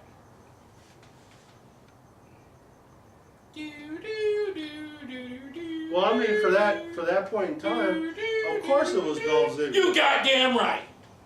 Yeah, it was Dolph Ziggler. Without a fucking doubt. By a country motherfucking mile. And you know eventually they're going to come out with a DVD called The Self-Destruction of Dolph Ziggler. Bullshit. Where maybe we'll find out why he never got that push. I think in 25 years when Stephanie's fucking about 65 or 7, they're going to come out. Dolph Ziggler like, yeah, I fucked her. I was fucking her. Trips had a problem with it. Think about it. That doesn't make any sense. It makes a lot of sense. He would not be employed with the company by now. They would have found a way to get him out of there. First off, Charles, he's too good to just throw out on the fucking free agency market. You're not going to do that because I feel like it helps him. Then you're going to offer him a lot of money where he can't say no. Make him an offer that he cannot refuse. And then bury him the whole time. Exactly. Even though he knows what's going to happen, but for him, he probably looking at security for his fucking family and shit. You gotta sit back and think about it. That's a tough No, thing. because you don't believe shit like that happens. That's the thing about it. They've been fucking people for years. Hey, case in point, here's another fucking thing. Christy Hemme was fucking Triple H. What happened when that shit went down? Stephanie 86 that bitch. And then she signed like the most lucrative contract in TNA history for women. And broke her neck. And then fucking made and all stayed that. on, She stayed on for years. She made all that money as a ring announcer. Yeah, that's what I said. You sit back and think about it. Like nobody talks about that shit. It's a rough situation. It's a lot of fucking shit. But I mean that's people you gotta be realistic. When people of power is like that, they have to feel they fucking power. They have to let people know I'm more powerful than you are. Same thing with Triple H. Case in point, with Triple H, that whole Booker T situation. We remember that shit. That shit was racial as fuck. Nobody talks about that shit. That whole fucking situation, everybody know Booker T was supposed to win that shit. You come out here with your nappy hair. Triple H went fucking full fucking Ku Klux Klan racist in that shit. Nobody talks about it. Later on, many years later, when Booker T's retired, he's an announcer. You remember, this shit happened like a year or two ago. He did that. He almost went to that same shit. See, when somebody got some racist traits, you can't hide them. Yeah. You can't hide them. They sit there and pop out. You gotta get some news and notes going. We ain't got no fucking news and notes. This is goddamn news and notes. Now, let me read this shit. Read this shit. And before I gotta catch up because I think I'm a lot behind. Okay. Oh, shit frozen. God damn it. I'm gonna go to the fucking screen. Oh, I don't know, some lady. She old with kind of nice body. We're gonna fucking. I gotta fucking go down. Let's see. Damn. I missed out a lot of them. You win Can't and rain. get along. That's Shit, relation rain. 1, 2, 3 say Rainmaker. Anthony McCoo said I shut off my phone God when I heard damn. Bret Hart call Cody Rhodes the new excellence execution. I didn't hear that. What the fuck? I almost had a heart attack or Bret Hart sniffing shrooms. That's God really damn. bad. That's really Marty bad. Too Sweet said Sniffing that Cody should have been world Shinola. heavyweight champion. I agree with that. Back in 2013. Sniffing that goddamn Shinola. Trap Star Megastar said the Indies are just a giant spot fest. Big sequence after big sequence. If Cody came back, he's going to win the world title. But you know what? The reason why you do get a lot of those spots in the independents that you wouldn't get on regular TV is because these guys are probably doing a one-off. So they're just wrestling, trying to put out the best match they can because they got no storyline, they got no longevity, they don't have a build So up. you make an There's no excuse. story. No, I'm telling you why you get more high spots in independent wrestling versus national wrestling, and that's why. Because hey, me and you are going to meet tonight. We may not see each other again for 6 months. But let's do the best we can they for usually this one come back match. around. Well, sometimes. They should. 1, 2, 3 said nipples, super kick, Trap Star. What about the Hugh Hefner fucking bitches in his 90s? See? There you go. Yeah. You got nothing for that one. About Linda, I'm just kidding. Way more power than Stephanie. Stone Cold, CM Punk. It was CM Punk. That's crazy. You got comments on that one. There's no comments coming. No, because it has to restart. It's like that's been going straight. No, this one I joined back. No, that's what I said. It's been going. See? Like it's showing me, but it's not showing the Oh, Jesus Christ. Okay. See, that's the point I'm trying to make. If you sit back and think about it, it's a problem when you got somebody like Dolph Ziggler. Like how you think about it. Everybody praises AJ Styles. But Dolph Ziggler was AJ Styles in the WWE before AJ Styles was.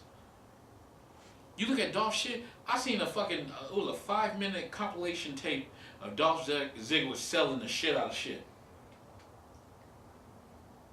It was so many fucking matches. They went back, you can tell, they went back when his hair was short as fuck. Nobody's denying Dolph Ziggler's talent. We're just wondering why he didn't get to that next level. I told you.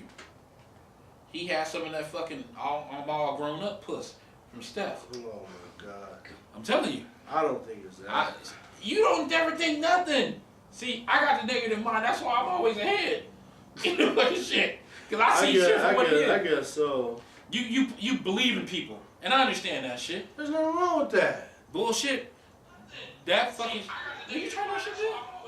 I don't even know how to fucking... Goddamn big... Oh shit. What the hell's that? You trying to say goddamn stripper? Oh. Okay, just stop, please. The point is... People power. Let's see. When he had black hair, you think fucking CM Punk got a piece of Steph? Well, it would explain why she's so negative towards this nigga. I don't think so. Shit, hey, you gotta think about it. Yeah, that's a nice one. Jeez. Hey, real shit. Nobody sit here and talk about goddamn CM Punk's a fucking cocksmith. Oh my. Hey, no, it ain't. Oh my God. Here we go. No, the motherfucking A cocksmith. A cocksmith. This This shit done fell off the rails, man. No, you sit back and think about it. News and notes, where are you? You look at the fucking bras that CM Punk did Slade. Have you ever noticed News nobody and talks notes, where bad are about you? him?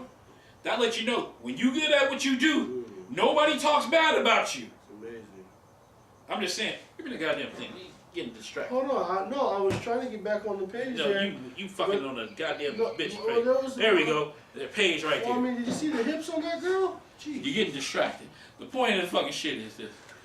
I'm trying to hit this. That's what I'm trying to Your ass getting lost. You talking about No, some because I was trying to find the comments and stuff on we there. comments right here. Look, I found it easy. No, because I stopped it and started it back. Yeah, it really. And it just went to some nice cakes. Yeah, yeah. Shouts out to cakes. CM Punk GTS on her. Yeah. He gave her that Chicago Polish. That's what happened. No, but seriously, you ain't got no news and notes or nothing else that we gotta look forward to? Like what? I don't know, the shit that you always read on here. Shit. Here. You want to hear some fucking news and notes? Let's see. Because you care so much about fucking news and notes today, even though you was looking at fucking titties and shit like 3 minutes ago. Let's see.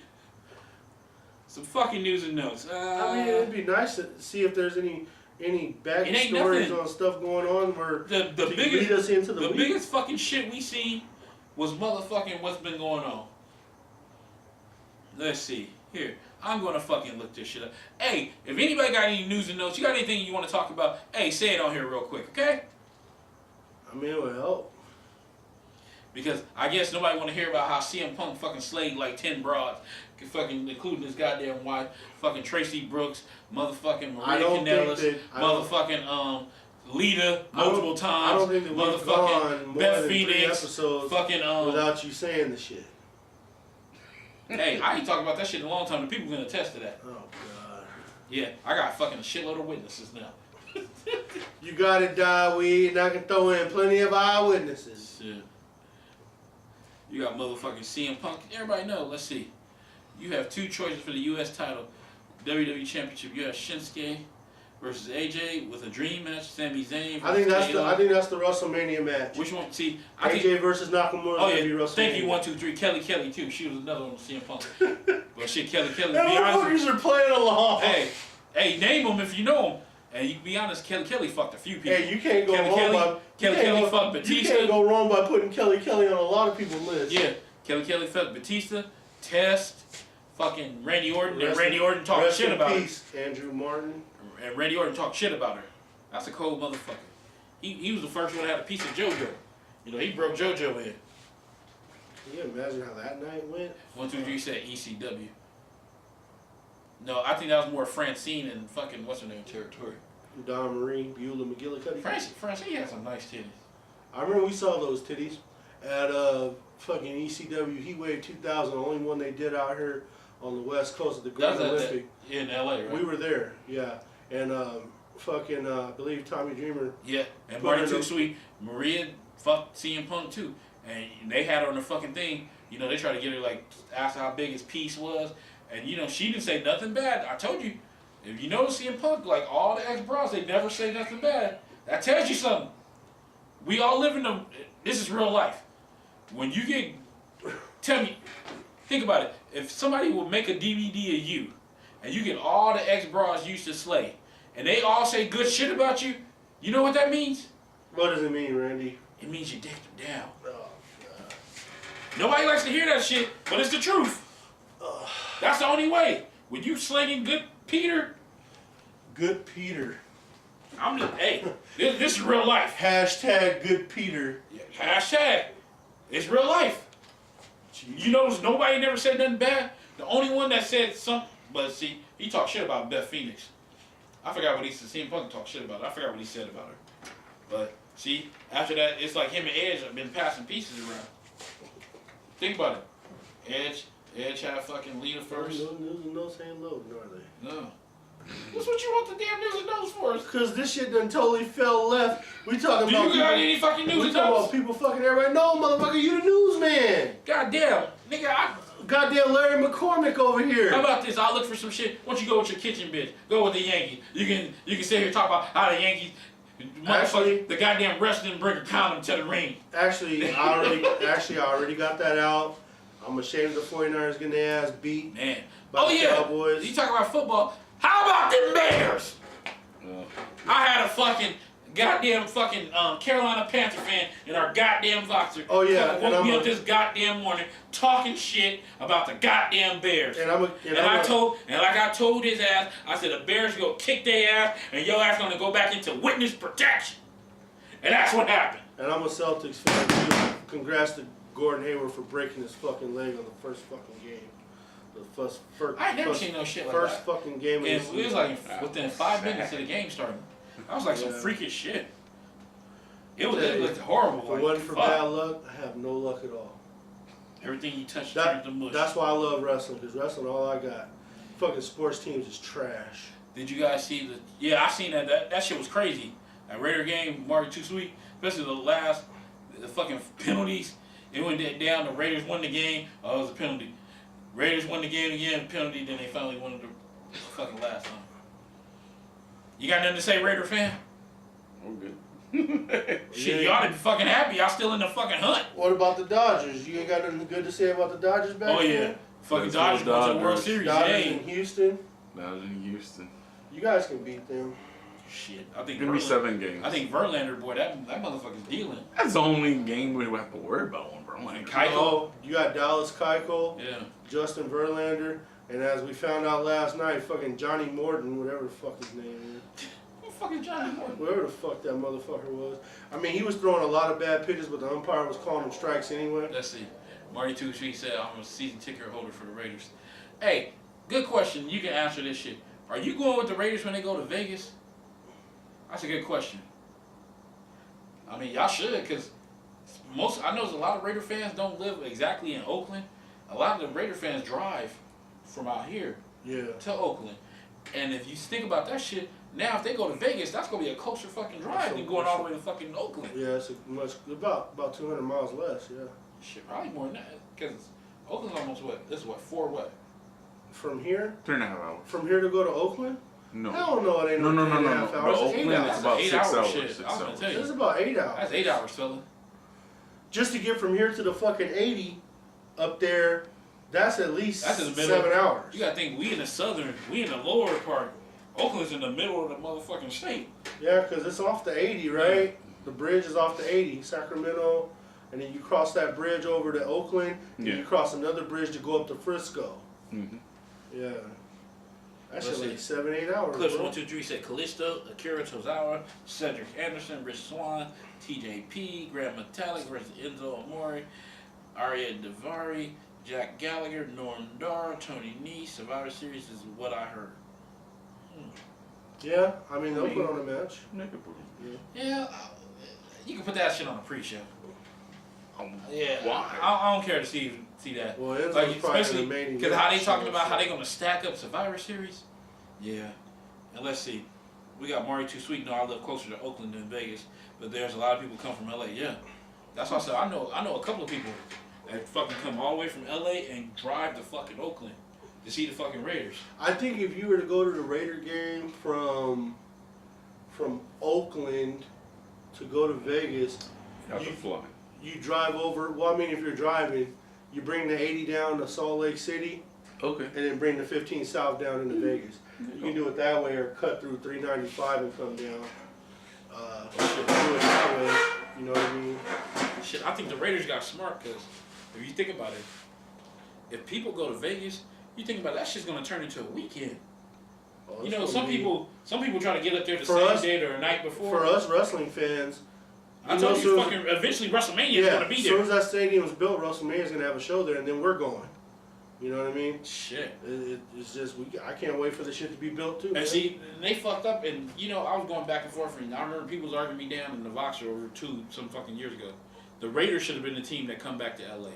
Like, they don't give a fuck about the Rams out here, and they damn sure give two less than a ticket's fuck about the the Los Angeles Chargers. Basically, the Chargers. You know, they were talking about that shit on the radio.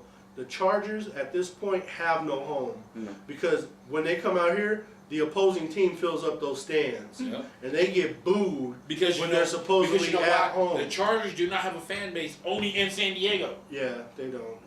See, what they should have did was move to a whole different state and started over. Then they could have accumulated a fan base. You go to a state that don't have a fucking football team. Then you grab all of them. Think about it. It's like Oklahoma City in basketball. There was no fucking pro team out there. But they went there, and look at them. Oklahoma City sells out all the fucking time. Yeah, they love their fans out there. You go to the right place and you market the shit correctly, they can run with that shit. LA might get Mania too. Yeah. Yeah, they will. Of course Yeah. they will. 2 of them. Soon as that, I wonder why they never tried. Built, I wonder why they not tried we'll like a show in that soccer stadium. Cause it got a good. I seen like one of my friends went to a Bronco fan. I went to high school with. I think it's because he went to the fucking game today. And apparently the Broncos got their ass beat by the fucking Chargers. I think because the StubHub Center, when you look at WrestleMania fills those 60,000. No, I'm not talking about WrestleMania. I'm talking about them doing the event. Like they can do a pay-per-view. Like, hey, case in point, you want a fucking SummerSlam? They only go outside for WrestleMania. That's it. They need to try some motherfucking new. They don't go outside for nothing else. And I would like to see NXT try that shit. Pick up some of the WCW shits. Oh yeah, let's hurry up. There we go. We talk about War Games. Let's talk about Survivor Series. And it looks like it's gonna be two rings. They said it's still 2 rings. Yeah, 2 rings. I put the double little cage schematics up in fucking Voxer. So I mean, Voxer on Instagram. You know, War Games, it should be pretty good. Shit, let's see. How many matches are in Oregon? Or she's not even in San Diego because when the Raiders come, they'll all be blacked out. That's true. Yeah. Oh yeah, Clips 1, 2, 3 said, how would we rate TLC? 1 to 10. 1 to 10, I'd give it a 6. 5. I think a 6 is a fair score. I'll say 7. And the only reason I'm going to 7 is because they squeezed that AJ Dream match in there, and then you had the return of Kurt Angle. So nostalgic and shit kind of put it to a 7. But other than that, yeah. And all bullshit aside, that Emma and they started off right with Emma and fucking Asuka. That was a good match. Yeah. That was a good match. And then the cruiserweight, I like the cruiserweight, the first one. The tag team one, you got motherfucking what's his name, Cedric Alexander, and that goddamn lumbar check move. That's a hard ass fucking finishing maneuver. I like that shit. Yeah. So 1 to 10, he said 6. I say 7. You know. Let's see. Murray 2C says SummerSlam should be in the stadium. That's why I said, like, hey, case in point, you go to LA out there, I think it's what, Inglewood, where StubHub at? Or Carson? Carson. That's all Carson. It's all same fucking same round. But that stadium, I think it'll be perfect. Because if they get 36,000 for a football game, yeah, they say like 36,000 for a football game. I'm not talking about the soccer game, but the football game. But the soccer field is bigger than the football field, right? Yeah. Yeah, so you condense that shit so they'll get some more fucking seats. Now, and you imagine that if you get 36,000, you can get another 20,000 probably because you enclosing that shit. So that'd be 50. That'd be perfect for like a Royal Rumble or something. If they say Royal Rumble LA at the StubHub Center, and it'd be outside, I think that should have been perfect. That is terrible, bro. I fucking missed that first part because you know they're replaying the Elias Sampson and Jason Jordan match right now, and I didn't realize that fucking Corey and fucking Booker were going at it. He's all, yeah, I just want to take this time to publicly acknowledge Stevie Ray for all your success. God damn. That's horrible. Stevie Ray got a good podcast. Yeah, he does. Let's see. What else you got? Clips 1, 2, 3 said, "Oh, Flips was awesome." Marty Too Sweet said, "Why do you think it hasn't been there since '92?" What? Probably SummerSlam in the stadium, and that was on Wembley. Oh. I know with the Wembley shit, you got that time gap. You kind of see it like right now with the football. Like, if you notice, like the football games, they have them start like at it'll be 7 o'clock in the morning out here. I would think that they don't do a big show like that for WWE because they know they got to tape Raw the next night. And back when they did it, they didn't have Raw. You know what I mean? Like it was Primetime Wrestling, which is just a recap show of the live events of that weekend. You notice when they started going live on Monday, you can't go too far out for your pay-per-view on Sunday. Imagine one day at Mania it starts raining.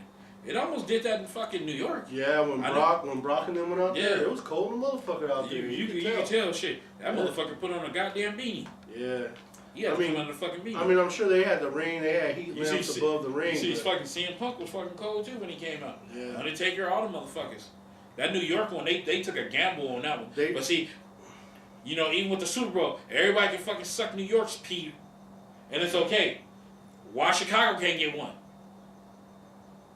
Well, them northern stadiums, they don't get considered because they don't want. It's cold as fucking New York. They don't want the Super Bowl to get snowed in and shit. It don't snow in New York? Well, you notice mainly they don't even fucking go to them very often either. Unless they're dome covered. True. Shit. They don't even fucking... You think about it. They had a chance to go to fucking Minnesota. They said no. Yeah, in Minnesota, for all intents That's purposes. a little fucking screen shit. Yeah, Minnesota, Look crazy. for all intents purposes, they got that new dome now. They should. You would have figured that. But you know, that's why WWE keeps all their pay-per-views in the South. Their WrestleManias, they mainly book them in the South. They try to get in the domes as much as they can, so they don't have to worry about that weather not being an issue. Yeah. You know what I mean? I figured that. Manny only came to Arizona one time. Hey, and he was there for it. Nice one. Yeah, Fonzo went to that one. Yeah, they'll show up. Was when it, the what was that, stadium's 20, brand new. was it 24? 24, right? Or 26? No, 24 was in 26. Florida. 26. It was 26, right? See? Yeah, That- 'cause 24 that was the in one Florida. with- Was it, that was what, Batista versus Dead Man? No, it was Or Undertaker Edge? versus Shawn Michaels. I thought it was Edge. That was the first Undertaker, Shawn Michaels, right? That was the second No, it was the No, first because one. Shawn Michaels ain't been gone. 10 one. years? It was the first one. Shawn Michaels been sure? gone, what, like 5 years? I don't think, did they, We were because, talking okay, WrestleMania 25 was in the Astrodome. That was the first one. Was that the first meeting? Yes. They So- did it. So and then, then okay, Shawn so at your Michaels show, No, that had to be the repeated- Reliant. That had to be the Reliant one. well, Because the Astrodome was 17. Wasn't right. it with Ric Flair? When did Ric Flair retire? That was WrestleMania 24. Which one? Okay. That was Florida. Then, that was Florida. Then they went to The first one. Astrodome. Okay, so the show you went Ric to, Flair ain't been retired 10 That was years. his the show you- last Shawn the Michaels. show you went to, they main evented, right? Yeah, of course. Okay, so that was the second meeting. Yeah, of course. Because the first meeting, Okay, they if didn't main anybody event. knows this shit, you can come up and say something. No, to the me. first one they didn't main event because Triple H and Orton stunk up the place. 25. That's the one where they had that hype and he threw him out the window and shit, right? Yeah, that was when they had a good build up and then the bell rang and it was it. Yeah. That was the one where they fucking started their match off with their finishing moves. People do that. That's that spot shit. But too soon. That was Alright, wrap it up. That's a goddamn shit. This goddamn show turned into a 2-hour extravaganza. What's the time say on there? 141. Shit. well, we're still rolling on Instagram. Shit, ain't nobody gonna fucking watch this. Good old. Marty 2 C said I was at WrestleMania 31 and it was so hot, but it was worth it. Oh, that was in San Francisco. That was Frisco. That Yeah, that was was San ours. Francisco. Yeah. Yeah. Yeah. It was nice and warm. Well, see, that's the thing though. They ain't worried about it being warm. Yeah. They don't want their electronics and shit to get fucked up. Yeah, Remember? because 30 was in New Orleans, Yeah. 31 In the dome. was in fucking Frisco. Frisco. Where 32 was at? And 32 was New York again, right? No, Florida. No, Atlanta, Georgia Dome, right? Georgia Dome. And then back to fucking Florida again, Mm-hmm. and then now They're going back to New New Orleans. Orleans. Because this is gonna be what, WrestleMania 34? Yeah. 30, Or was it 33? 33. Wasn't the last one 33? No. That's how you know we've been doing this shit. Yeah. You've been way too. No, they said 32 was in Dallas. That was the Or last. just- That was the last one. Was it? No, that was the one before last. Oh, okay. Yeah, because I still got the shirt hanging up in the fucking closet. Oh. That's when they had that. Shh. That was the one. Because Yeah, it was in Florida last year. 32 was in Texas. 31 was in California. so this one's gonna be 34. Yeah. In New Orleans. New That's what I Orleans. thought. Yeah. And then after New Orleans, where they going? Minnesota? Further in. I don't find That, they ain't said it yet. Well, because Minnesota's got that new dome now. I expect them to go up there. They should have had. But then they should have didn't had this one. They didn't show us tonight that Minnesota probably needs one. Unless you get those dream matches. Phony09 said I was at WrestleMania 28. I love that match. That Taker Triple H Hell in a Cell. See, that was the last one. That was the last one where fucking Triple H got his ass beat in that one.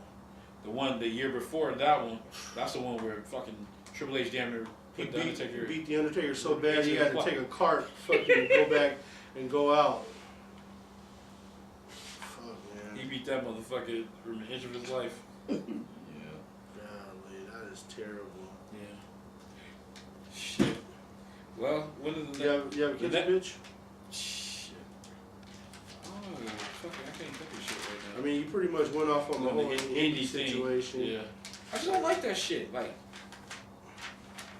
they turn into like wrestling snobs. It's like looking at, you ever look at fucking them cooking shows and just say like case in point, everybody watch Hell's Kitchen, and then you got them fucking people that be sitting down in the crowd and they want to be snobs, even though we know you there getting a free fucking meal with them fucking people cooking it, but then you want to act like, oh, this is not upper quality. Like, motherfucker, you getting a free fucking meal and you bitching and moaning about it. I just never understand that shit. Like, I watch that shit, I be like, they ain't even paying that shit. You don't see nobody pulling out their goddamn wallets. You don't see nobody doing none of that shit. You're getting a free meal because you're on the show. And then it'd be worse when you had a fucking famous star on there. Oh shit, man. You got famous people on there, they know be up in the fucking moon and shit. That's fucking terrible. Ridiculous. But yeah. What you said? Think Minnesota for 35? It's hard. There's no shit. information. Because what was that? The early 24 was that 22 was in Chicago, 21 was in LA, 23 was in Detroit. Okay, but you have to remember, what year did they start exclusively going to football stadiums only? After 22. So 23 is when it started? Yeah, because they was in the Ford Field. I remember that shit. Okay, yeah. That's when they started going That was the one with Kid Rock when he stunk up the place. And the only good thing about him was when the Divas came out that fucking night. And he totally killed that fucking match. They had him singing and fucking... They were coming out while he was performing still. It's like they had to hurry and get out because he took up so much fucking time. Like, I never agreed with the fucking musical fucking acts. Like, unless you got a nice slotted time for them. The only time the musical acts is fine is when they singing somebody's fucking theme song. And that's it. Yeah, that's pretty cool. Yeah, for a while there, it was Flow Rider every year. Oh my God. Jesus fucking Christ. Like, they made you tired of that motherfucker. Like, God damn, Flow Rider again? Shit, it got so bad you start seeing that motherfucker on Raw. It's about as bad as Bruno Mars in the Super Bowl fucking show. God, I can't even say that's bad. That motherfucker. Because he had people come and help. He's a resident act. It's just fucking Flow Rider. Yep, him and Darren Young. God, don't start. Him and Darren Young. Don't start. And Michael Sam. I'm done. Okay, let's wrap this shit up. I think Atlanta, because they got a new stadium in ATL in the WCW history. I would say that part too sweet, but they had one a couple of years back. They just went there. But it's not possible. They're going back to New Orleans WWE 4 years fucking later. Yeah, they do go back to shit though. The place where Undertaker almost died. Damn. Hey, I'm just kidding. You always want to bring dead. You always want to kill these Hall of Famers. The Undertaker almost died in that shit. Brock Lesnar almost killed him. We know that shit. He couldn't even leave. You remember he had to wait days before even going home. He had to wait days. That's how bad, when you got a bad concussion or whatever the fuck, you can't even get on the fucking plane. Shit, you can't even go to sleep. Yeah, they don't even want you to go to fucking sleep. They don't let you sleep. You think Ted Turner for the Hall of Fame? She should. Him and Bischoff. He should. Because they the only motherfuckers that ever have Vince McMahon on the ropes. To me, that says Hall of Fame. They never will. They'll induct Bischoff before they induct Ted Turner. Yeah. Clips 1, 2, 3 said he had a concussion. Yeah, he had a horrible one. Yeah, because that motherfucker was damn near dead. Like shit. Brock Lesnar had to air that shit in. Like the Undertaker was worthless in that match. I don't think he knew where the fuck he was at. That's when they should have called an audible, had Kane or somebody come out there and fucking sock Brock Lesnar in the head or something. I'm for real. Chris Benoit for the Hall of Fame. They'll never do it. Clips 1, 2, 3. This is a Chris Benoit fanatic over here. They'll never do it. I was worried that day. I remember that. Yeah, shit. I remember we was all. Was you here, Fonzo? Where? No, he's at my other house. Because usually I'm always the one be throwing the fucking shit. And No, I was working. Remember, but I knew that something was up because he didn't show, and then he didn't show for the whole weekend. And I remember And saying, like, I knew on like, Monday. I was like, something wrong with him. I knew on like, Monday. something wrong with him. I'm like, you could tell in that match, like, I said, he's not there, man. I knew he's hurt. I knew on Monday that he was dead because that just he would never miss a wrestle. He would never miss a fucking date. Like he would never miss a show. And that was when he was supposed to wrestle Punk for the belt in ECW. And I remember this guy calling me. You talking about the Undertaker, or you going straight? Oh, I thought y'all was talking about Benoit. No, you going straight Benoit, but I understand that. My bad. And you remember, it's true. That was Fucking Randy called me and I was like, because remember, at that time I still had cable and he had DirecTV. So he had it 3 hours before me. And he's like, hey man. And I was like, what? I was like, he dead, ain't he? He's like, he gone, dog. I'll never forget Randy. That was the first words, bro. He gone, dog. He gone. Before we found out all the other shit that came out the next day with it. We knew something was wrong. Cause hey, you was waiting for that shit. I'm like, he wouldn't man, I'm like CM CM Punk versus Chris Benoit. I'm like, shit. I'm like, that's gonna be good. I said, most likely I already knew Benoit was gonna win. Yeah, Benoit he was gonna go over. But I'm like, man, that shit's gonna be. That was supposed to be the finals of the ECW championship, and then they had to call the audible and put John Morrison, and they ended up letting John Morrison go over CM Punk. And that, my friend, was not logical. I didn't understand that shit. Heyman didn't like it either. Morrison tried. Yeah. He's just not the. He don't have the personality, and that's the problem. I remember that Vince when we went to the Undertaker. Yeah, Vince was worried. He got in the back of that fucking ambulance. They showed that shit when the Undertaker wasn't right. Vince jumped his ass in there, and that lets you know, Vince loved that dude.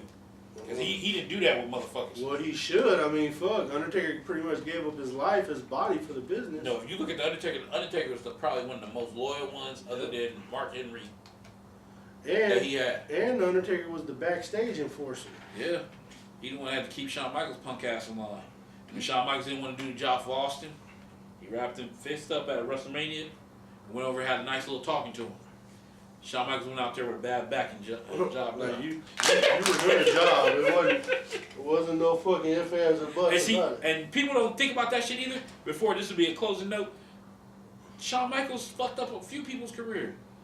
If he would have jobbed out to Vader, Vader would be in the Hall of Fame right now. Well, I don't know, he was supposed I don't to know about that. Vader had a notorious reputation for being reckless in the ring and not working, not being willing to work as well. So it was kind of a 50-50 thing. He did good work over the WWE. And that was Shawn Michaels. That had nothing to do with besides the fucking point. Go listen to Cornette. You tell me go listen to Bruce Pritchard. Go listen to Cornette. Cornette talked about that shit. Well, remember Cornette was with. They were both there. Yeah. They were both there. They were both booking the shows. Cornette, but I mean, he was close to Vader too. You got to remember, in that same match with Shawn Michaels, Vader didn't want to hit the spots, and if you listen closely, you could hear Shawn Michaels telling him, "Move, motherfucker, move," in some of the spots. And Vader didn't want to move. So I mean, it probably just went both ways, man. Clips 1, 2, 3 said they didn't they have a lot of people helping? Yeah, some motherfuckers helping.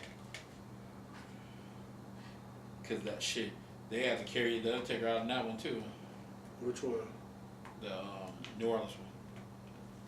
Yeah, cause he didn't know where the fuck he was at. Man, he was out of it. The one with Triple H, he just couldn't walk. But he couldn't get himself up that fucking ramp. Remember, them were some long ramps. And if you look at this last WrestleMania, they made a special trap door for his ass to come up there, and then go down, and then they probably had a little tram right there waiting under that shit to take him out of there. Because if you look at that shit, that was a long walk for a lot of people. You see Nia Jackson busting it down, and motherfuckers doing that goddamn walk. See, you see when the Hardys came back, it took them like 30 minutes, and they was running down the fucking. Some ramps, boy. You gotta add the ramps. Yeah, we was at that Hell in a Cell Mario Too Sweet when he faced Lesnar. That was in L.A. We was there. That was what, 2 years ago? 2015. Yeah, we was there. Shit, I was worried too. And them fucking stable center seats are just. Cause I'm like, shit. The Undertaker, I'm like, you got this shit supposed to be believable, but it ain't no way that motherfucking Undertaker going to Suplex City. That nigga would have been halfway dead. And the 6 suplexes, that looked like the hardest shit he took in his life. I think it was 5. Matter of fact, I think I added one. Just one. So, Wrap it up. we wrapping this bitch up because it's damn near 11 o'clock. It's been a 2-hour show extravaganza. I think we covered enough. If you got any other fucking thing you can fucking sit here and think about, we're going to put this shit up there. So you got a compilation of 2 hours of fucking Wrestleheads talking shit. That's a good show. Yeah. More interaction. Tell your friends. Tell your partners. Tell people. Man, keep commenting I and sharing love the knowledge. the female element on it. That was great too. Yeah. And shit, you got anything else? Oh, take care of each other. Take care of yourselves. Okay, and Jerry each other. Springer. That was Jerry Springer. Like, take care of yourself. And and each other. get your pets spayed or neutered. Okay, now you're going to Price is Right now. That's right. Goodbye, everybody. So, I guess the next time we be up, hey, we should do some shit for War Games. I wonder, you going to be around with that? It's going to be on Saturday. That's I don't know. on the 18th. It depends. We'll work something out. Yeah. Hopefully we get We'll have some shows. a War Game show, Yeah. and then for Survivor Series show. And last question. 1, 2, 3 said, you guys the next Dudley boys. Just kidding. Hey, we take that first table bump. That'll be it. Shit. I don't want none of them fucking Dean Ambrose tables that he got tonight. Yeah. Fuck. Ah, Dean Ambrose. He couldn't catch a gimmick table. I felt bad for Dean Ambrose. Fuck, those are real fucking tables. Like, man, he was hitting his goddamn head. Like, they didn't want to. and they had to keep going over. You okay, Dean? You gotta say, you motherfuckers find a proper fucking Find a table that's gonna break. Shit, you dumb sons of bitches. Yeah. But shit, we probably see you for War Games. That'd be in November. 18. 18? No, that'd be 17. Because Survivor Series The is day 18. before. Yeah, War Games the day before. 19. Yeah. That's gonna be fucking interesting as fuck. That whole War Game shit. Yeah. They better And not hopefully, start this time, and hopefully they gonna have the women's, the crown the new NXT Women's Champion. They better give it to fucking Ember Moon. You better not let Kerry Sane walk off the goddamn boat and fucking come over there and fucking get a goddamn title shot. Yeah. And either that or Nikki Cross. It gotta be somebody that's there. I don't want nobody who fucking just got there and fucking gets the title. Like, you let her win the tournament. I think that's enough right there. Let's see, 1, 2, 3 said fucking Kane versus Braun as Survivor Series is SS. I think it's Survivor Series. Yeah, it's leaning towards that shit. Definitely looking like that. Yeah. I don't know if you would do that. They got a long way to build that though. Yeah. They got a whole month to build this. I don't know if you want to do that kind of They might put them on Raw. They might have them main event Raw tomorrow. Yeah, because I think because they want Because Roman ain't here. Because so they might have them main event. I think Raw they tomorrow. want to have a lot of how they propose it. They want to have a lot of Raw versus SmackDown. That's what it's looking like. And It's gonna start. I don't think back and forth. they want to fucking have a Survivor. Rights. Yeah, I don't think they want to have fucking like Braun Strowman versus Kane. Yeah. That should probably make it to the pre-show. No, Yeah. So, I don't think so. All right, take it easy. all right, this Charles Jones or Chuck the Night Train Jones or whatever the fuck you call this Yeah, just go and throw the government name out there so you can steal my identity, take all my money. Thank you. Great job. Shouts out to Wells Fargo for catching the motherfuckers stealing my goddamn credit card the last goddamn time.